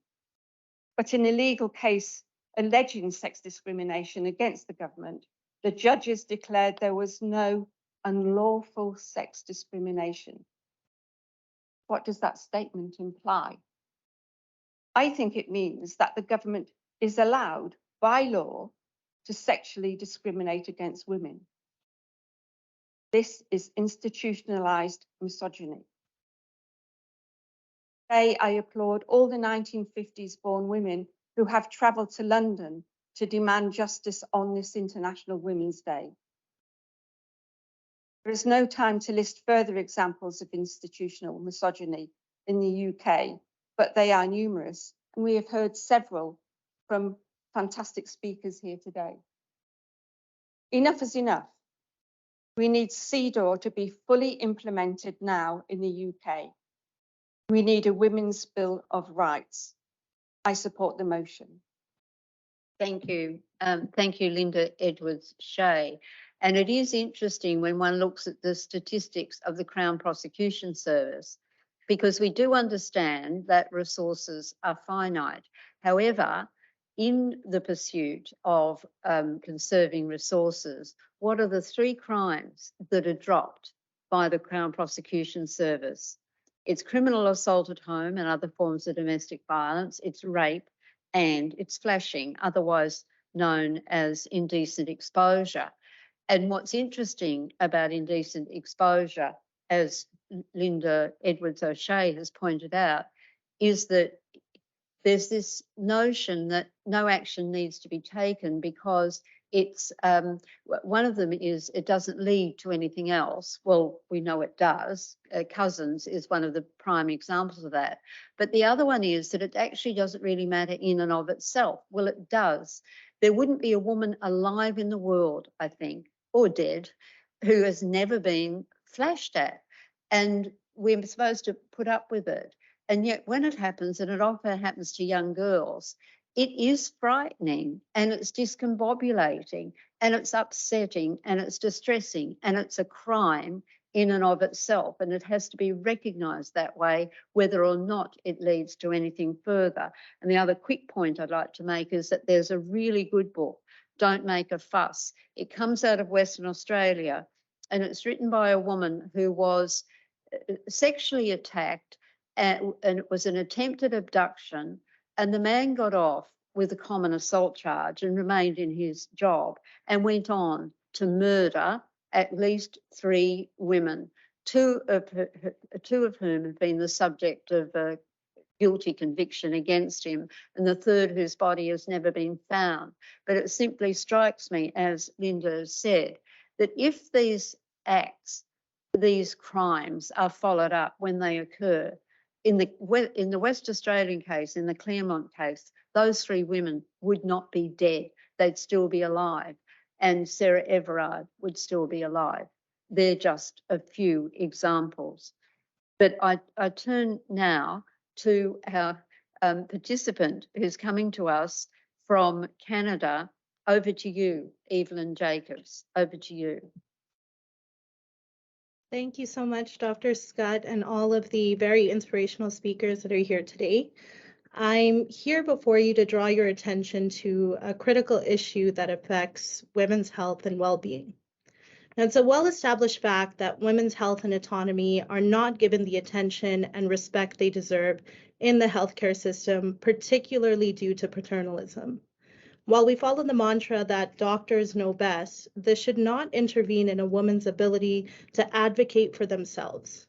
While healthcare teams have a duty to act in the best interests of their patients, they often do so without the consideration of individual wishes based on their own ethics of care. As a result, women are often subjected to medical interventions that they do not fully understand and that may not align with their values, preferences, or priorities. Given my legal background, I thought it fitting to draw your attention to leading cases like that of Montgomery and Lanarkshire Health Board, which have brought to light the potential harm caused to patients when paternalistic decisions are based on medical standards of what have been thought to be best for decades. Now, in this instance, the plaintiff was a physically small diabetic woman and was not provided the potential risks of a vaginal birth by her doctor. This eventually led to her child having severe birth defects. Montgomery departed from the Bolam standard of decisions being based on that of a reasonable doctor in the same situation to the inclusion of patients and informed consent based on their individual factors. In the further case of Defoe, a plaintiff once again was not provided with adequate information on the risk of a spinal surgery and was provided only a short consult with an experienced specialist. She was advised of a very small risk by a doctor who had many times over conducted the same surgery, being a 0.1% chance of nerve damage. The reality, unfortunately, was closer to 5% based on her factors, and the surgery resulted in permanent chronic injuries. These stories, unfortunately, are not uncommon and just a sample of the daily issues women face when seeking medical interventions. In the blind belief that doctors know best, there is a failure in respecting individual risk determinations of women, no matter how minute these risks may be to the healthcare providers. While doctors see a wide array of injuries and varying degrees of severity, the human element of lived experiences may be forgotten and lead to paternalistic ideals trumping individual will. As evidenced in the previously mentioned case of Thief O, one of the results of the conducted surgery was that the female plaintiff lost vaginal sensation, which in turn impacted her sex life and marital relationship, a risk she was not advised of. In Montgomery, there was previous belief that women were electing cesarean surgeries simply because they were less painful and going against natural or traditional methods of childbirth. This lack of respect for women's autonomous rights in healthcare has far-reaching consequences. It undermines women's trust in the healthcare system and can lead to anxiety, fear, and a sense of disempowerment. I'd like to take a look at some statistics. In a survey conducted by the Royal College of Obstetricians and Gynecologists, 1 in 3 women reported feeling that they were not given enough information about their treatment options during pregnancy and childbirth. Furthermore, nearly half of the women surveyed reported that they did not feel involved in decision-making about their care. These statistics highlight the fact that many women are not being given the opportunity to make informed decisions about their health. A further example of this issue in action is the overuse of medical interventions during childbirth.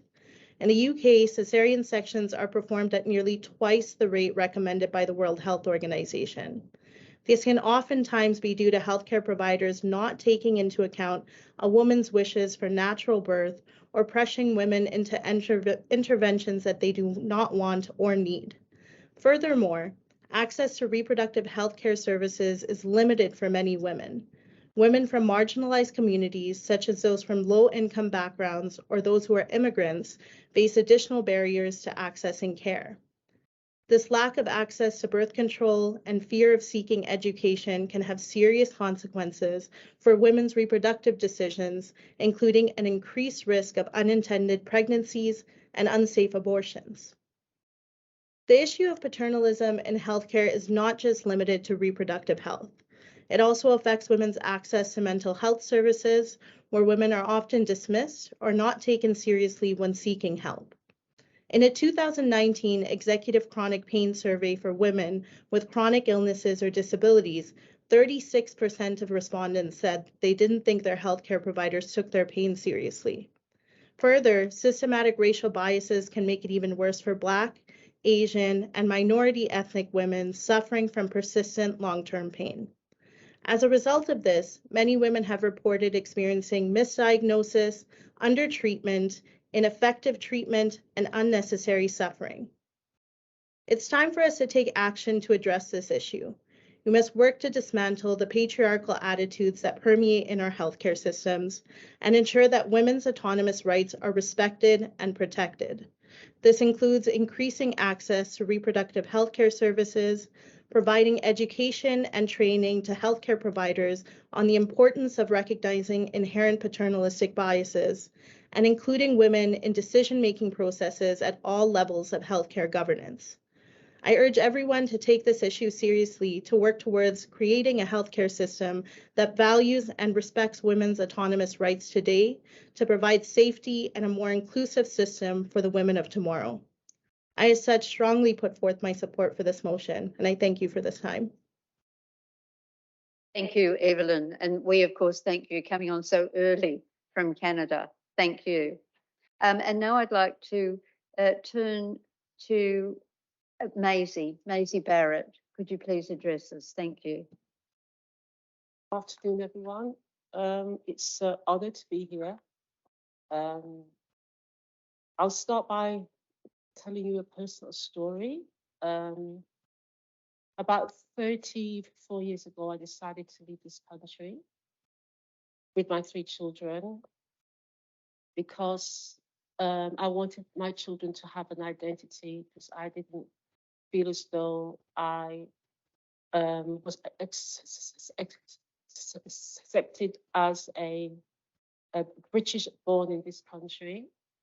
and I didn't feel as though I had a real identity. So I decided to go and live in Africa.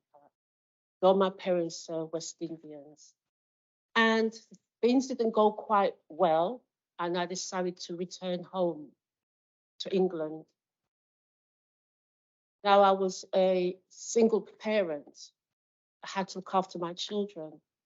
But the problem with that was that when I was 6 years old, I was placed into a ESN school for children who were perceived as being subnormal. And I did not get an education. I left that school with the help of my mother and a social worker who was an educational psychologist.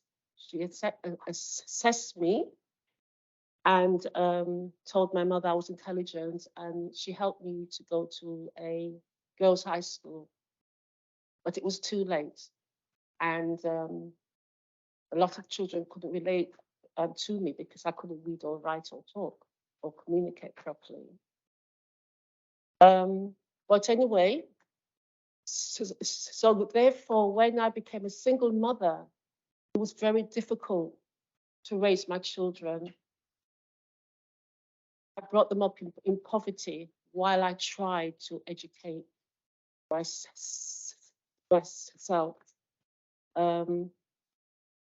I couldn't work and study at the same time because I was made educationally subnormal, and I am also quite dyslexic. As a woman, taking care of your children, we are responsible for growing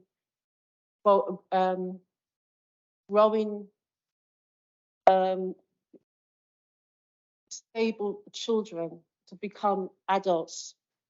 And when we're bringing them up in poverty because we are not educated, in my circumstances, it was because I was a Black child where I was put into that special school.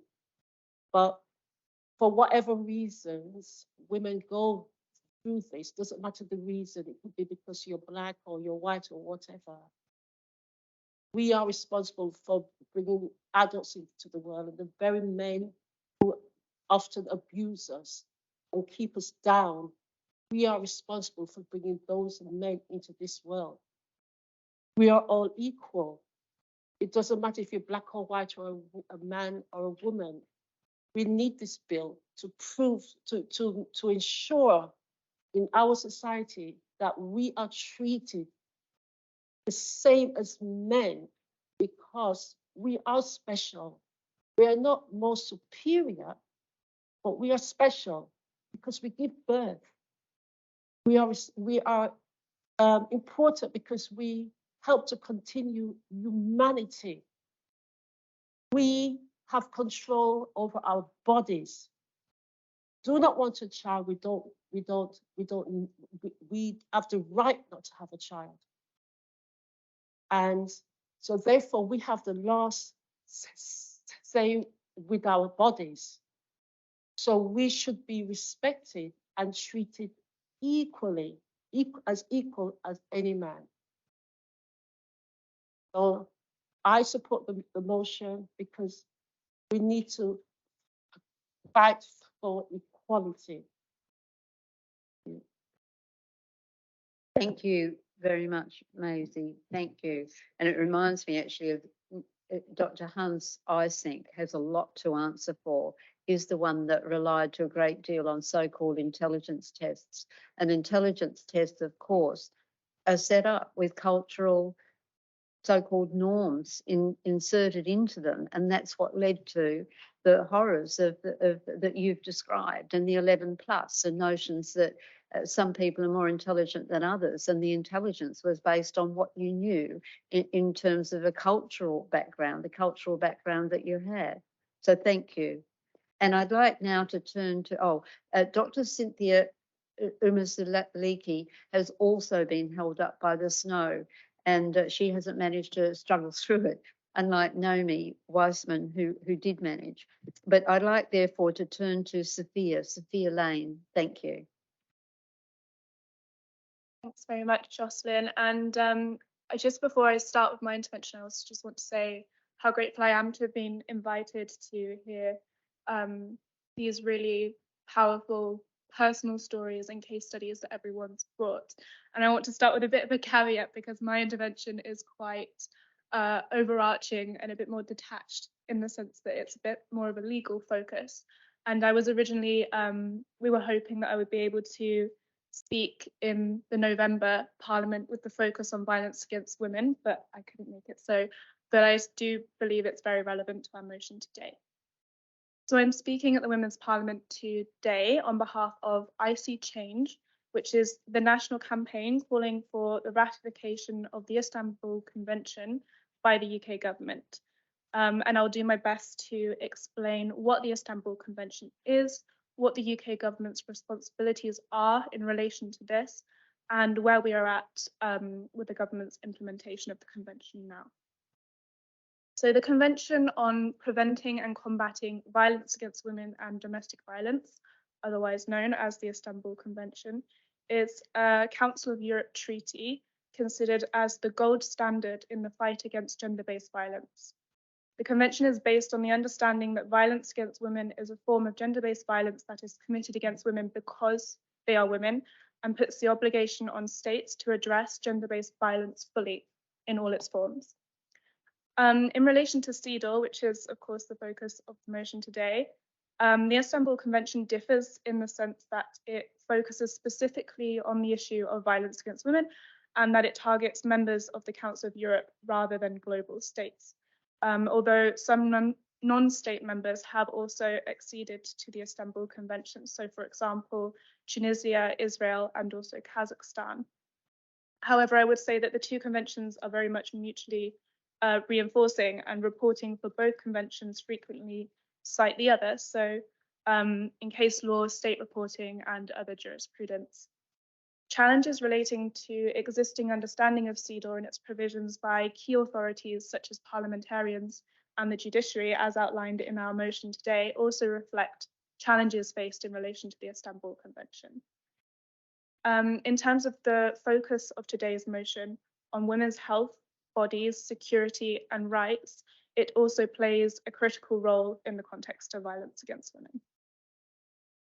The Istanbul Convention provides a comprehensive definition of what violence against women is, and it's defined as, and this is quoting, a violation of human rights and a form of discrimination against women, and shall mean all acts of gender-based violence that result in, or are likely to result in, physical, sexual, psychological, or economic harm or suffering to women, including threats of such acts, coercion, or arbitrary deprivation of liberty, whether occurring in public or private life. The Convention covers all forms of violence against women, including stalking, forced marriage, female genital mutilation, forced abortion, forced sterilization, sexual harassment, domestic abuse, and so-called honor-based crimes. The articles of the Convention are centered around four key pillars. That's prevention, protection, prosecution, and integrated policies, sometimes called the 4 Ps. And these are critical to keeping women safe from violence in all its aspects. So the Istanbul Convention opened for signature in May 2011, and the UK was one of the first Council of Europe states to sign the convention a year later in June 2012. As I mentioned, I'm attending today on behalf of I See Change, which was set up to campaign for the UK government to ratify the Istanbul Convention and thereby commit to implementing the revisions contained within it. However, it was only in May of last year that the UK government announced its plans to finally ratify the convention, 10 years after it signed it. By this point, 35 out of 46 Council of Europe member states had already ratified the convention, and more have done so since. However, the UK government also ratified with reservations on 2 of the articles in the convention, particularly with the pilot scheme due to conclude at the end of this month. Following the government's ratification of the convention, the UK will be subjected to the Council of Europe monitoring procedure over the next around 18 months. This includes a requirement for the government to submit a report to the group of experts on action against violence against women and domestic violence, also known as GREVIO, who are planning a visit to the UK in early 2024 and will subsequently issue their own report assessing the UK's implementation of the convention, along with recommendations to the state party. This will be a key period for UK organisations and experts working on violence against women to highlight the government's shortcomings in addressing any aspects of this in relation to the Istanbul Convention. Through this mechanism, we can therefore seek to hold the government to account in addressing violence against women in the UK. And I also very much encourage you to use the Istanbul Convention as a tool to create change, as the power is when people start to pick it up and really hold the government to account to it. And so perhaps with a footnote to the motion referencing the Istanbul Convention, I very much support this motion. Thank you. Thank you, Sophia. And we'll include that next time, an explicit reference. Thank you. And now I'd like to turn to Shabina Begum. Thank you, Shabina. Before I address what I'm about to speak about, if I could just have permission from the chair to disrupt just for a second, just because I'd like to take a moment to acknowledge, I know you very kindly have introduced all of us, and you don't require an introduction, but I would like to take a moment to celebrate the fact that Dr. Scutt yesterday was recognised at the ICCRO Awards for her contribution towards honour-based violence and everything that she's done for over 5 decades. So if everyone can just, if we can have a quick round of applause for Dr. Scutt.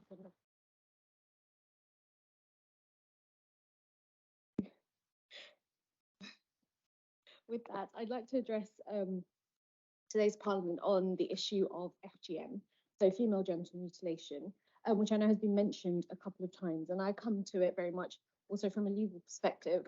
So I'm slightly removed, but I would like to share some case studies in honour of the fact that I don't think we have any survivors with us today. Now, it's a surprise to no one that FGM is very much recognised as not only a crisis, but violence against women and girls across the globe. The World Health Organization defines FGM as the following. So it's all procedures that involve partial or total removal of the external female genitalia or other injury to the female genital organs for non-medical reasons. So it is usually regarded a customary practice by some cultures or faiths, and as a result, most procedures are not conducted in surgically safe environments, which usually means that the risk of physical harm to the girls and women undergoing the knife is further heightened. And essentially the worst case scenario is death. Some girls literally will bleed to death. Now, in terms of the classifications, I won't go into the actual medical terms, but there are 4 types. And type 1 is, I can try and refer to it, it's called clitoridectomy. There are any medical professionals here who Clitoridectomy. There you go. The legal professional who understands medical terminology. Thank you, Dr. Scott. So this is the partial or total removal of the clitoris, and in very rare cases, only the pubis. Type 2, which is often referred to as excision, this is the partial or total removal of the clitoris and the labia minora, with or without excision of the labia majora. And then type 3, often referred to as infibulation, this is the narrowing of the vaginal opening through the creation of covering a seal. And this seal is formed by cutting and repositioning the labia minora or labia majora, sometimes through stitching, with or without removal of the clitoris. Now, I just want to take a moment to stop at type 3, because this is the type that we come across in practice quite often, because there's a procedure which is used after women give birth, which can leave very similar scar tissues to type 3 FGM.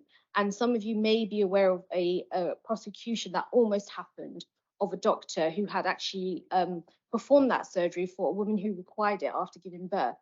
So it is quite controversial, but essentially it is outlawed. And so medical practitioners really have to justify if they have conducted a procedure that leaves those tissues behind. And type 4 is essentially it's usually for non-medical purposes. So it's pricking, piercing, or scraping or cauterizing of the genital area. And some people will refer to type 4 as the least harmful practice, but I don't agree to this, and I will go into a case study to explain why. Now, just to really humanize some of this, I think, and sometimes it's very easy to create a distance from harmful practices when A, you haven't met a survivor, or B, when you think it's an othered issue. And I always find that quite dangerous. And I think there's been a lot of discussion already today about how actually as women, we need to unite on a lot of these issues. And just because we don't understand if a specific type of practice doesn't mean that we shouldn't take a moment to understand. So essentially the age at which girls undergo FGM does vary from community to community, but the risk area is usually it starts at about the age of 5 to 8. That's not saying it doesn't happen younger than that, but that's statistically, globally, that's the peak risk age area. And another lifetime risk stage, if you like, is in some communities when a girl is about to enter a marriage, she will be required to undergo FGM in order to be considered marriageable. So she will then be subjected to an FGM and most likely also a forced marriage. And so there will be multiple forms of harms that this girl or women may undergo. Now, I've mentioned some of the worst case scenario in FGM cases, which it can lead to death. But when a girl or a woman does survive, some of the other physical health risks are severe bleeding, difficulties in passing urine or menstruation, complications in pregnancy or childbirth, and the psychological effects, essentially referred to as post-traumatic stress. And I think the psychological effects are sometimes the least spoken about, but interestingly enough, in a room full of women, these have been the most mentioned in everyone's story so far. And I think, especially when it comes to FGM, women, especially those who have survived it, and adult survivors who will speak about it for the first time in their life, one of the main reasons that they say that they felt that they could never speak about it is because of the anger and the shame. And this is anger and the shame that sometimes they feel for themselves or their birth giver, so their mother. And this is one of those very few types of violations, human rights violations or crimes, that's very much actually female perpetrator led. And that always strikes me a little every time I have a father come into my office asking for their young girl to be protected from this harmful practice, because the mother has this belief that this child needs to undergo FGM because she went through it. And I mean, if I can take a moment to steal a phrase from, I believe it's the author of Hymens and Hijab. Her name is Mona El-Sahawi. If you haven't read the book, it's very interesting. It's about conflict in the Middle East and this woman's personal journey of how she takes off her hijab and also how she was subjected to FGM, but then claims her sexuality by actually then deciding to exercise it as she wills. So it's very powerful. But what she talks about is when it comes to FGM, it's one of those very few practices where men just got fed up. Men got so fed up that they managed to get into the heads of women and told them, you must now uphold the patriarchy. And actually, there are other offences where we will see this. And this is what Naomi was talking about when she spoke about the male gaze, right? And that's sometimes a bit more obvious because we're like, okay, this is something a man's going to see, maybe like the boobs or the bum lift or these other external factors that girls and women feel a lot of pressure. But then when it comes to the female vagina, that to me is the ultimate attack, right? It's like that's where men don't even need to pretend. They have gone for the vulva, right?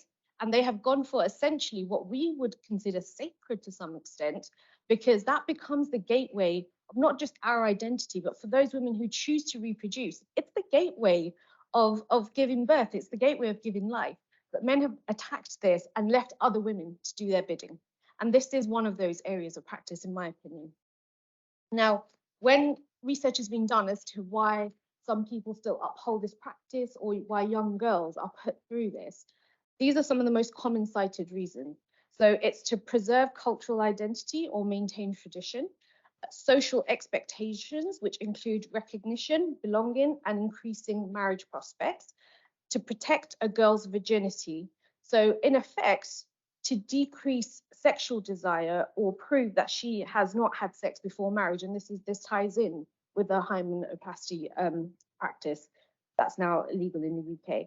A misinterpretation of religious beliefs, and to symbolize that the girl has become a woman in some cultures, and the misconceived notions that it enhances a girl's beauty or has hygiene-related benefits.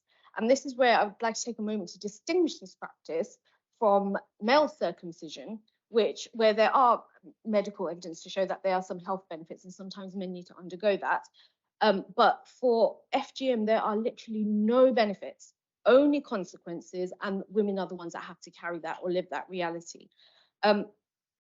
Now, when it comes to the legal side of FGM, I'm not going to throw lots of law at everyone. I'm just going to share 2 case studies because I'm also very conscious of time. Now, FGM, as Dr. Scutt has already mentioned, was criminalised in 2003. And there's a very specific piece of legislation which came into power, and it's called the Female Genital Mutilation Act. So it's in the name 2003. But then in 2015, there was an amendment, and this was a significant amendment because it was the first time the onus was then removed from the young person coming forward and saying a crime has been committed against me, and the onus was placed on the parents, the professionals, to actually report. So now if you fail to report an FGM, and you're either someone with parental responsibility or professionals such as teachers, social workers, nurses who spot these signs, if they don't then go on to report the FGM or any risk of FGM, they will then be prosecuted. And I think that was such a powerful message given in 2015, because finally we were telling young girls that actually we're going to help you protect your bodies. We're going to help you protect yourselves and your identities, because actually we left you to do that for far too long.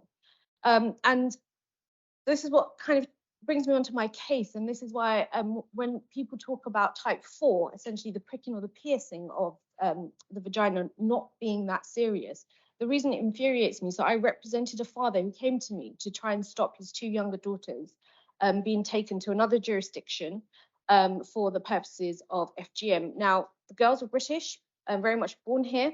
Their mother had FGM subjected to her, and she took these girls without the father's knowledge. Now, I managed to go to the High Court to get an order to bring these girls back. Now, the mother told us before she returned to the jurisdiction, she was asked to provide a medical evidence to say that she had not subjected these girls to FGM. And so she did this. She managed to go to a local hospital, did this, and then we managed to bring the girls over. Now, when the girls came back to the jurisdiction, the eldest girl, who was 9, she kept saying that there were some behavioural issues with her, and father wasn't convinced that that certificate that mother had presented was accurate. So he insisted that a GP or someone else actually assess her here.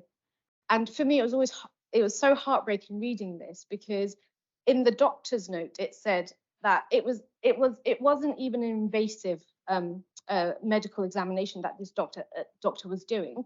The mum was present, and the doctor was just going to do an observation. And it's when the doctor went closer to the girl and asked her to just lie down on the bed. This 9-year-old turned around and said to her, "Please do not do to me what they did to me in the other country."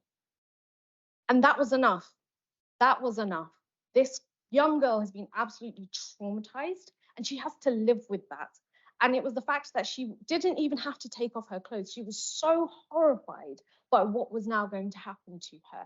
And it really highlighted not only how serious any kind of invasion to a woman's vagina is, but when you do that to a child, you set them up for a lifetime of trauma.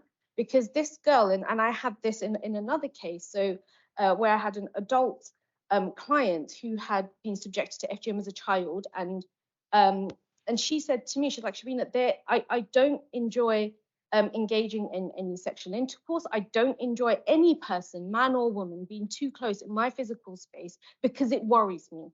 And those are the more subtle, if you like, issues that people don't necessarily talk about because we think about the worst case scenario, which is the FGM itself. But these young women, these older women, you know, at different stages of life still have to deal with that. But then just to kind of leave everyone with this last case study, where I represented another woman who we managed to stop her from being taken outside of the jurisdiction and got the FGM protection order to protect her here.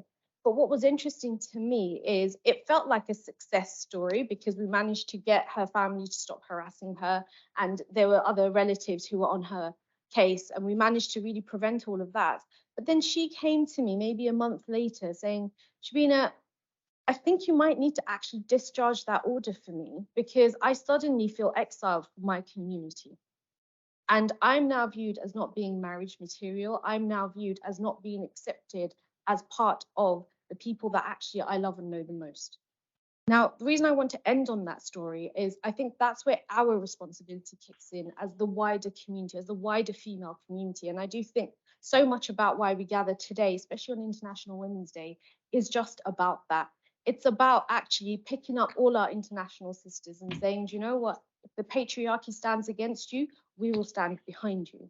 And FGM is definitely one of those practices where, because it's so hidden, because it's perpetrated by women, and women are really good at hiding stuff as well. That's one of our skills. But unfortunately, in this scenario, it's a double-edged sword. So I would urge everyone in those kind of scenarios, if you hear of someone who's experiencing something or is being isolated, encourage them, stand with them, help them access that support.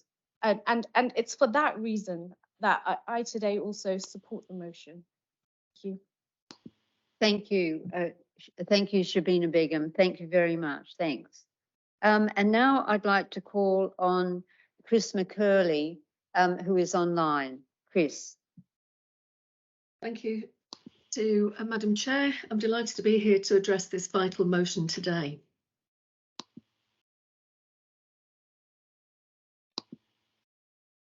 When I was considering the brief of women's bodies, security, rights, I have to say that in over 30 years of being a practicing lawyer, I can't remember a time when things have been more challenging than they are now, or a time when we have had less security and less protection. As a CEDAW shadow report writer, I've attended and given oral evidence to the last two CEDAW UK inquiries in Geneva in 2013 and 2019. And I was there to speak about the UK compliance with Articles 15 and Article 16 of CEDAW, which are equality before the law and equality in family life, including the right to marry or to choose not to. In 2013, the UK had just passed the Legal Aid, Sentencing and Prosecution of Offenders Act, which is the law that devastates our access to justice by making it virtually impossible to get legal aid to protect the legal rights of women and their children, even those who are experiencing domestic abuse. The determination of the commissioners, which is like a judgment of that year, raised special measures directing the UK government to address these issues and gave the government 2 years to restore our Article 15 and 16 rights in those regards. Following that, I became part of a working group with the Minister of Justice to try and resolve those issues. 10 years on, tiny gains have been made, but largely these issues are still not resolved. In 2019, the Commissioners considered what was then called the Domestic Abuse Bill. They stated and they put to the government representatives who were attending at that inquiry that the bill was far more aspirational than achievable. They warned that that major financial investment was required if it was going to make any real difference to our protection at all. And they were right. I have to say that no or very little investment has been made to date. And to give an example, even the promise in the Domestic Abuse Act, as it now is, to abolish perpetrators cross-examining their victims in court, although it's now in theory law, has failed due to woeful underfunding.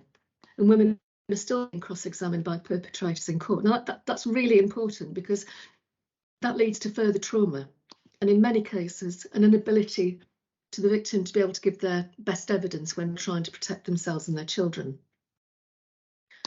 Compounding this, the complete lack of resources in every area of protection has arisen because of over a decade of austerity cuts, both to the police, refuge funding and social services, and court closures and cuts to the number of days that judges can sit and hear cases, has led to a massive and an unprecedented backlog of cases, both in the Crown Court and family courts. Rape victims are waiting for years for their cases to come to trial. And many are either being dropped by the Crown Prosecution Service before they get to that stage, or because the victims give up because they can't cope with having the trial hanging over them continually, with the impact that it obviously will have on their physical and their mental health.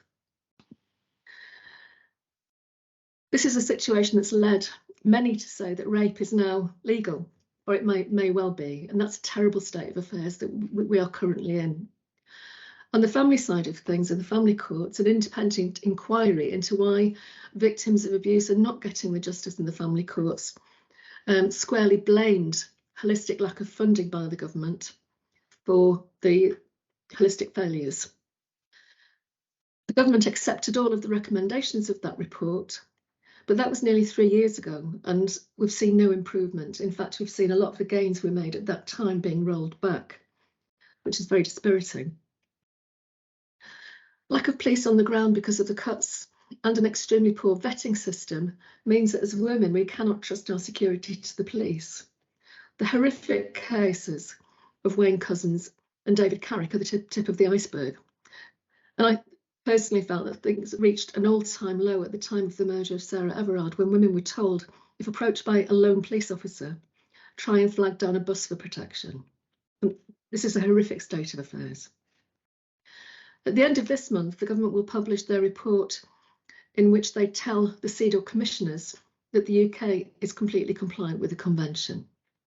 Their report will not be true. This is a government that wishes to repeal the Human Rights Act and the security that that gives us. They say they're going to make it possible to breach international law if needs be, and Article 19B of the Human Rights Act, in order to force through the toxic policies in the so-called illegal immigration bill. They're now threatening democracy at its very root by disenfranchising those of us from voting who do not have a driver's licence or a passport or some other form of photo ID. In other words, the most vulnerable in our society. If we judge our society by how well we protect our most vulnerable, then we cannot conclude other than that the UK is failing as badly at every point. And I, for one, look forward to giving evidence at the next CEDAW inquiry and hearing what sanctions and determinations are made against the government, because things have just got worse and worse since 2013 when I was first there. I agree with all the other speakers who've said that it's up to us to hold our government to account and to push for the protections that we need. We absolutely do need to do this. I wholeheartedly support this motion. And just before I finish, I'd like to also mention Jocelynne's award at ICRO last night. Congratulations for that. And also Naomi Wiseman, who spoke earlier. She was also awarded for the work that she does. And thank you to both of you for everything you do. Thank you. And we respond by saying thank you so much for all the work you do too. Greatly appreciated. And glad that you could come today and be a part of the Women's Parliament. Someone else who wished to come today and asked if I could read a very brief statement for her is Payzee Mahmoud, who is, as I said earlier, the campaign manager with ICRO, that is the Iranian Kurdish women's rights organisation.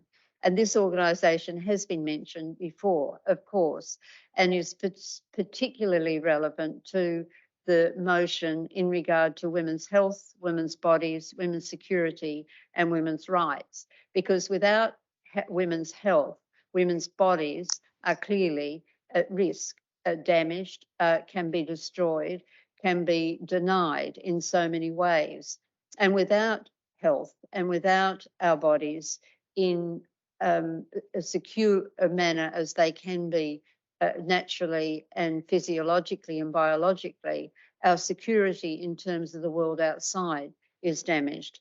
And our health and bodies are damaged by the lack of security we have, and these all go to our rights.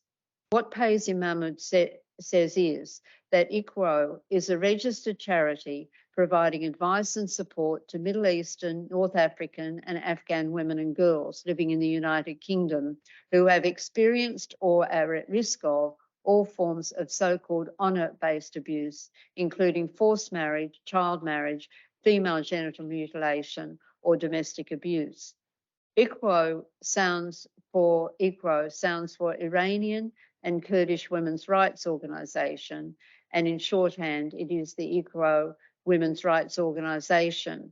Among other activities, it ran a campaign to ban virginity testing and hymenoplasty, in relation to which others have spoken.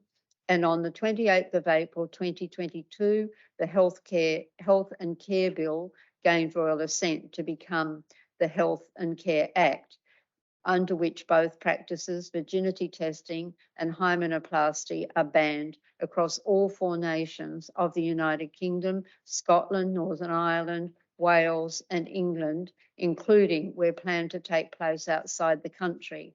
A commitment is also secured from government to fund an education program to address these harmful practices. ICWO also led the campaign to ban child marriage in England and Wales, and again on the 28th of April 2022, the historic moment occurred of the Marriage and Civil Partnership Minimum Age Bill gaining royal assent and becoming an Act of Parliament.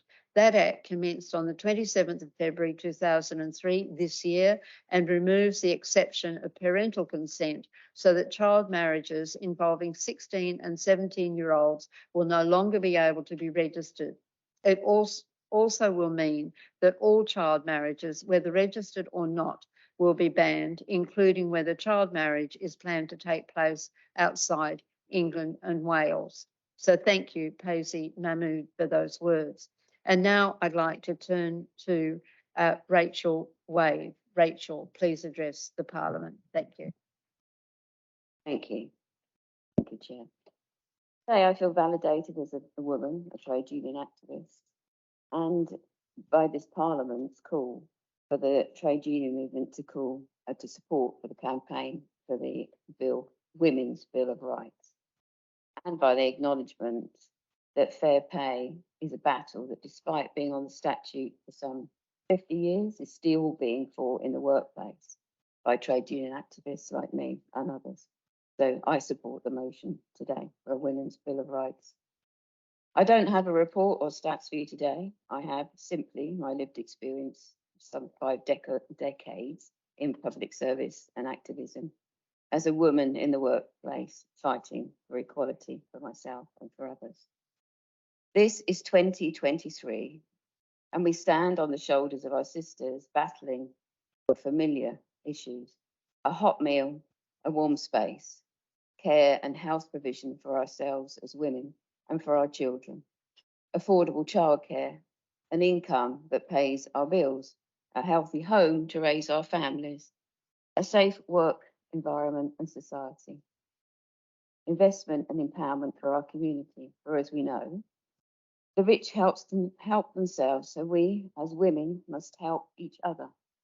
Empowerment of each other and small victories to improve on the material challenges that our communities face after some 13 years of destructive austerity, followed by a devastating pandemic, would chime, I think, with those that were battling during World War I in the East End of London. Nellie Caswell, mother of 8, activist, pacifist, from poverty for the women who were left to raise their children whilst their husbands fought. She and her sisters empowered their community to establish creches, hot, cheap meals, mother and baby clinics. They spread the word via their actions.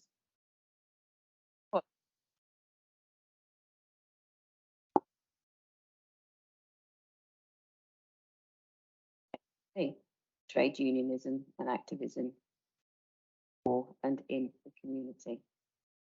Women fought that fight then, and we fight it now in our community centres, keeping people warm and fed. Small victories.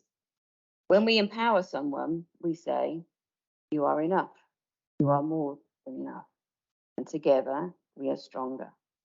After all, we know that the first thing an abuser does is to remove support and contact and gradually undermine until we are no longer visible, even to ourselves. Our voices are stolen and we are diminished. However, small victories that say, I am here, we are here, we count, strong together.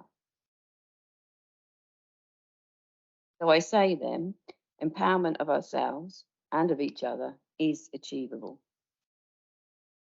We have to recognise that this is our power, and to quote the late Frank Turner, when it comes to our Women's Bill of Rights and our empowerment, we have to say that we won't sit down and we won't shut up.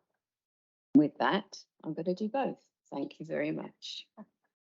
Thanks so much, Rachel Wade. Rachel's standing for local government in the elections in May. So good luck to Rachel. And now I'd like to call on our final speaker, Dr. Cynthia Umezulike, who's coming to us virtually, but very powerfully. Thank you, Cynthia. Well, thank you so much. I want to start by apologizing to Dr. Jocelynne. I was supposed to be with you in person today, but I had scheduling conflict with another prior presentation. But I'm happy to be here now. Can everyone hear me? Okay. So today I will be speaking on the emancipation of the feminist bodies and beyond. For so many years, pre and post my doctoral degree, I critically analyzed the quest for women's bodies to attain unrestricted fundamental freedom, of which the law views as the right to autonomy, bodily integrity, and self-determination. Exercising this right for some women sometimes meant resisting involuntary treatments and embracing the right to self-starvation as a mechanism to control the way their bodies changes and develops. For the self-starving feminist body, her body is the ground where her protest occurs and where she battles against control and domination. There is also a paradigm shift from just a desire to stay thin to a desire to have or quest to have control and exert influence on her body. In today's presentation, I will be looking at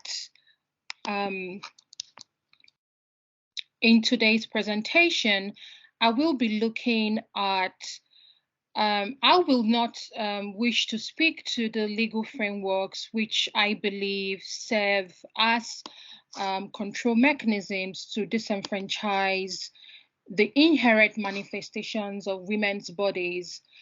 As we all know, the US Supreme Court decision to overturn Roe v. Wade is a key example of how the law polices women's bodies and attempts to suppress and intimidate the body to silence.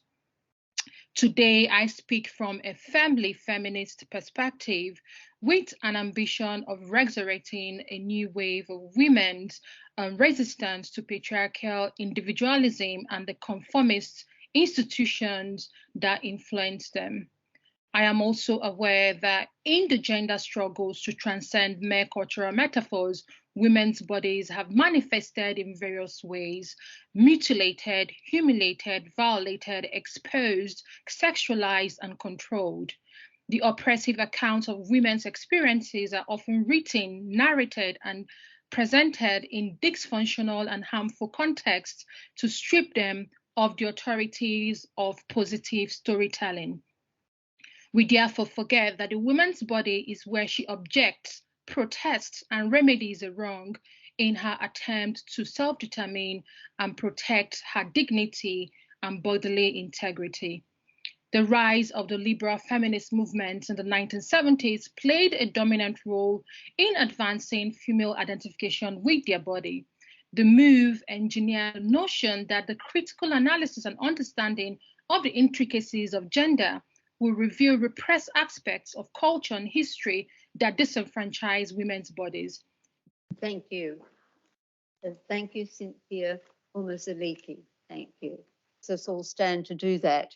What we have done, we've acknowledged, we've noted, we've observed, we've affirmed, we've stated our concern, and we've finally recognised the importance of the United Kingdom government introducing a Women's Bill of Rights, and that the trade union movement must support us in that struggle. So I have moved the motion. Now let us all second the motion and with great acclaim state that we believe the motion of this Parliament today is one that needs to be supported, and the United Kingdom government must follow us in that. Thank you.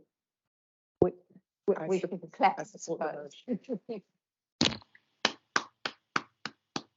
Additionally, sorry, we should go round and say I second the motion. So can we universally say I second the motion? Second the motion. Thank you. Good. Second the motion. I second the motion.